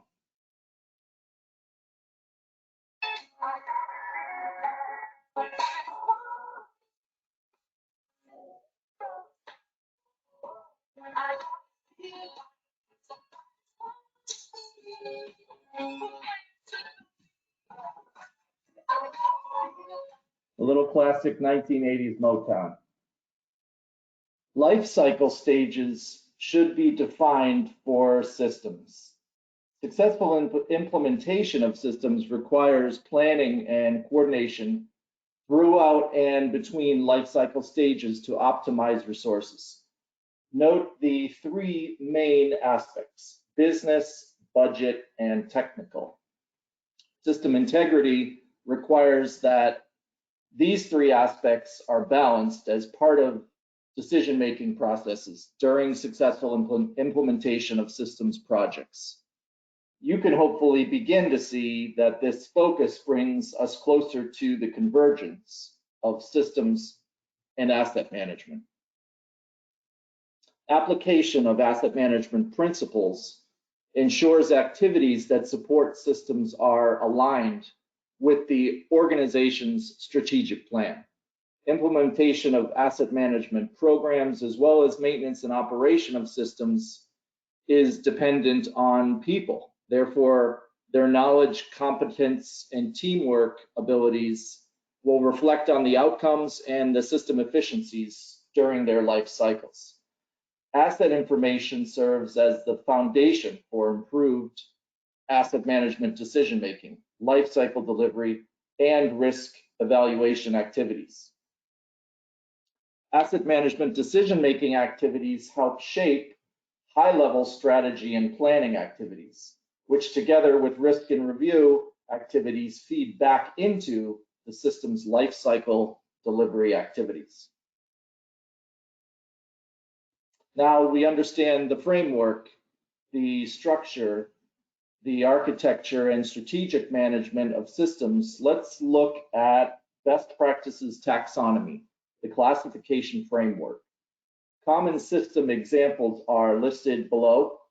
And because I'm a transit nerd, I'd love to spend more time on each type, but our time is limited and I want to get to our final topic today. I will point out that I have an intentional operational focus on systems with elements dispersed across large segments of a service area. And as such, building systems such as elevators, escalators, plumbing, HVAC, fire protection are not included. I mean, no disrespect to facility management subject matter experts. Some of my favorite people are FM SMEs. I don't want them to think I'm missing the boat, but we can't boil the ocean when talking about systems today. Communications, IT systems, Internet of Things, and IBM Maximo create exciting new opportunities to manage and optimize systems and incorporate real-time monitoring capabilities. Asset management is not the theory of everything, of course, but systems are at the forefront of digital transformation journeys. Enterprise asset management has been around for decades, streamlining operational decisions and essential business functions for weekly or monthly planning, supply chain, work management, all supported by a registries representing the asset base. Terrence, Michael, and others spoke earlier today about IoT and asset performance management, which combines reliability engineering methods with health monitoring and advanced analytics. Establishing protocols for cooperation between the system operations and maintenance teams and the asset management teams has the potential to bring enormous benefits to all sides. This cooperation connects the system teams to the broader organizational and operational environment. And the asset management team gains vital technical insight into current and future operational and maintenance conditions affecting the system lifecycle. Changing gears to my final topic today, the forward look at mobility. These three forces, evolution towards connected systems, vehicles, and networks, increasing shift towards electric vehicles, and progress toward vehicle automation, are all in motion now across the world, and they each bring distinct benefits and opportunities. Mobility in the future will be more connected than it is today. This is inevitable as the days of dumb vehicles traveling on dumb roads are already behind us in many countries and cities throughout the world. The next strand of change is the increasing shift towards electric vehicles. The conversion to all electric fleets could, subject to the charging infrastructure being in place, continue far ahead of other aspects of future mobility. The challenges in this area are distinct but well understood. It is possible that other new propulsion technologies will emerge, but at this point, the shift to electric has buy-in from both the public and private sectors. Are electric vehicles all about choosing hardware? No, certainly no. Electric vehicles for mass transit presents unique challenges on both the hardware and software side, and will require us to change old habits and tools. What is often overlooked is the need for software to properly plan for and schedule EVs. EV planning and scheduling poses complex challenges. Battery levels, charging speed and capacity, as well as trips to charging locations must all be taken into account. IBM Maximo will play an increasingly vital role in successful EV fleet implementation. We hear a lot about autos, buses. So what's happening in the freight rail industry? I'm glad you asked. Progress Rail, which is owned by Caterpillar, supplies equipment and services to freight operators around the world. There's a lot here in terms of current technology, eminent technology, and emerging technology, and no one solution fits all environments. Electrification, or batteries, or hydrogen, typically over very long distances. Each of those reaches a sweet spot in specific operating environments. There is increasing interest from passenger and freight rail industry stakeholders in decarbonization. Decarbonization sounds like a mystifying dark art, but it's really the iterative process to remove and replace diesel fuel and gasoline over time.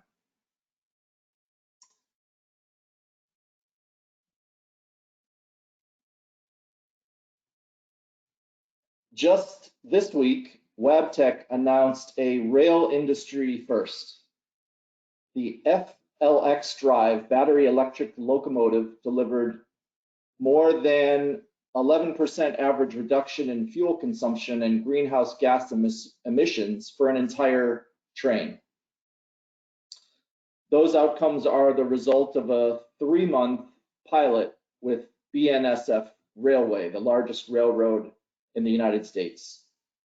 FLX Drive was put to the test in revenue service across more than 13,000 miles of hilly mountainous terrain in the San Joaquin Valley in California.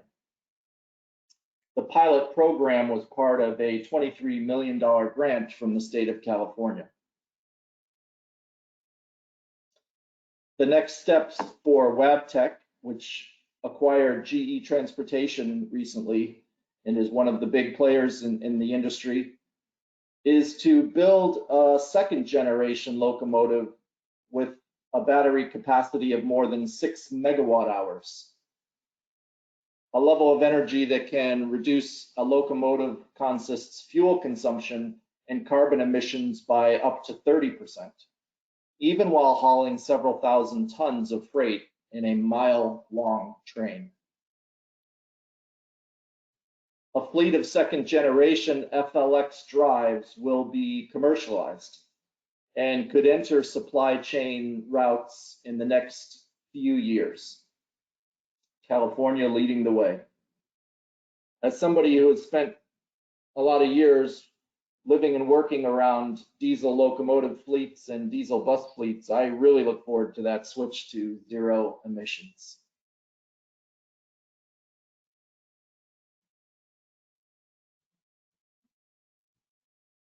The third strand of change is automation. Vehicle automation refers to the spectrum of driver assistance technologies as defined by the international standard. The higher the level of automation, the more information that vehicle uses about the environment to automate tasks. Vehicle automation is not new.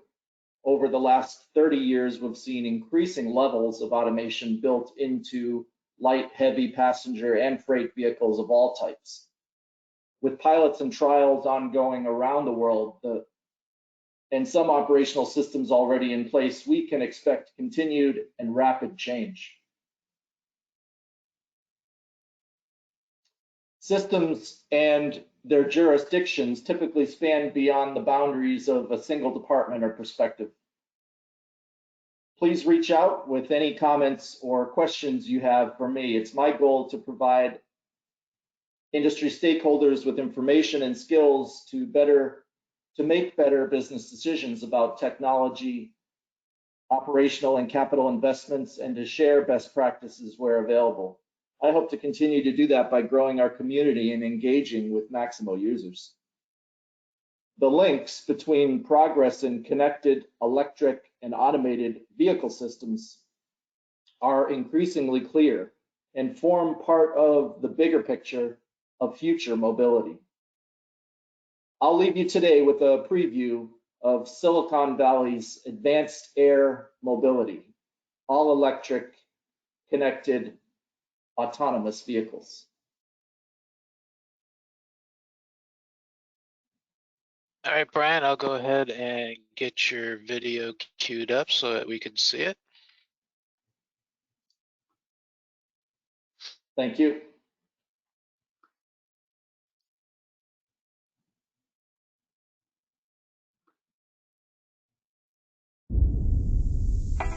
NASA is ready to support the development and testing of advanced air mobility, or AAM. This emerging aviation market is working towards all-electric, autonomous, and environmentally friendly solutions to reduce road traffic and carry people and cargo in areas where service does not yet exist. NASA's Ames Research Center in Silicon Valley is uniquely qualified to help industry partners and local governments across the country simulate and test these new vehicles to ensure safe and efficient operations in low-altitude airspace.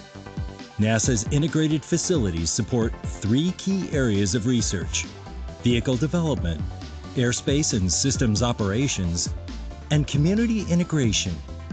The suite of facilities includes the Vertical Motion Simulator, the world's largest flight simulator with 6 degrees of freedom, including 60 feet of vertical range that creates realistic motion and visual cues for ride or handling qualities assessment and certification. Its flexible simulation architecture makes it easy to test any aircraft math model. The Accelerate facility, that uses an immersive cockpit with realistic visual databases, allows pilots to test and modify vehicle controls and displays to optimize capabilities. The Airspace Operations Lab, using the NASA-developed UAS Traffic Management Platform, or UTM, provides a framework to study urban airspace and fleet operations at varying levels of autonomy. Computational fluid dynamics data can be integrated into simulations to understand impacts of local wind fields in complex environments. And Future Flight Central, a virtual air traffic control center capable of human-in-the-loop simulation, allows airspace operations research of airports and vertiports to collect data and aid in the study of community integration. NASA has decades of experience partnering with the aerospace community. We are ready to help emerging aviation markets develop safe and efficient air transportation systems of the future. Together, we can make advanced air mobility a reality.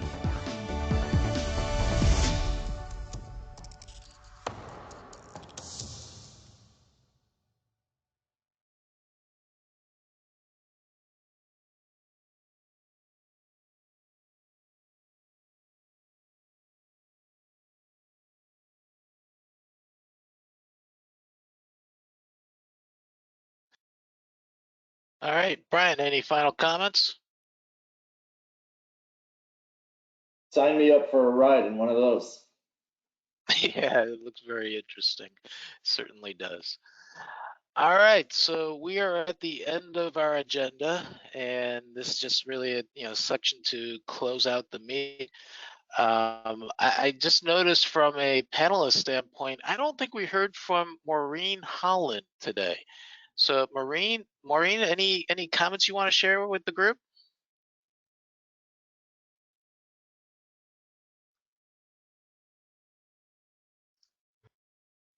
I got a lot of good information today. I'm just, I actually was an observer today, but thank you for calling on me regardless.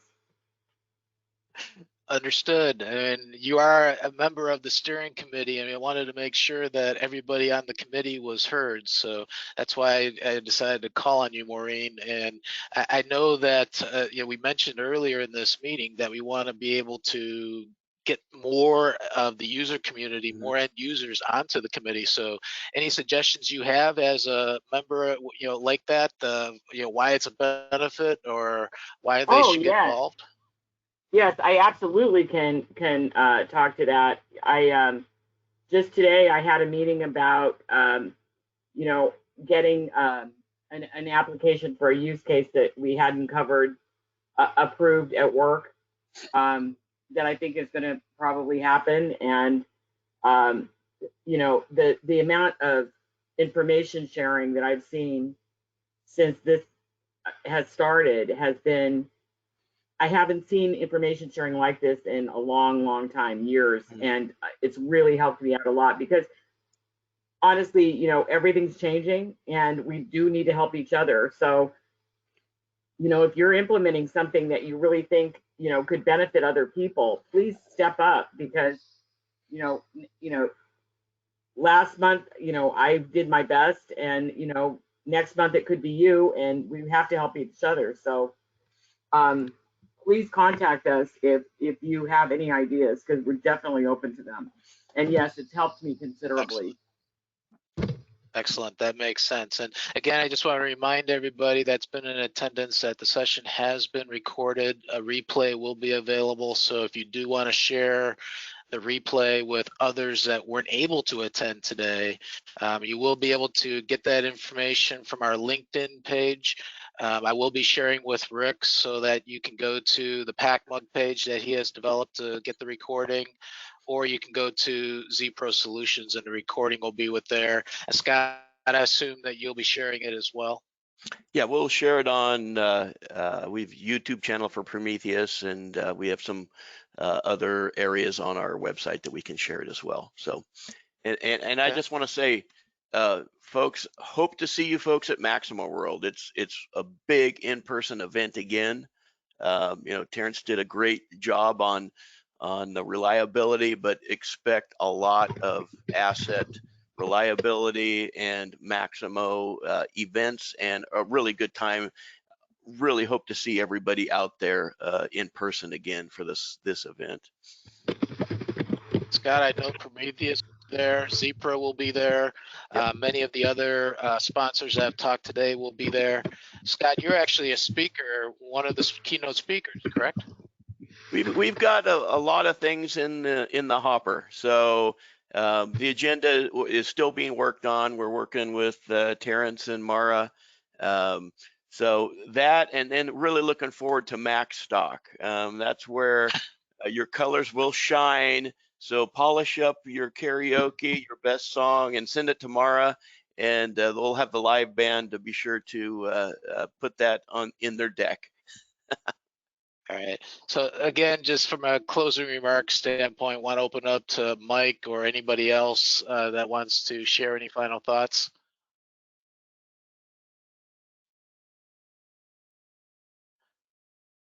All right, so with that, then we will go ahead and close out the session. Again, I thank everybody for your attendance today. It's been a pleasure to be able to have this meeting, and I want to thank all of the great speakers that we had, Terrence O'Hanlon, Francisco, Kim Woodbury, thank you for joining us for the open mic session.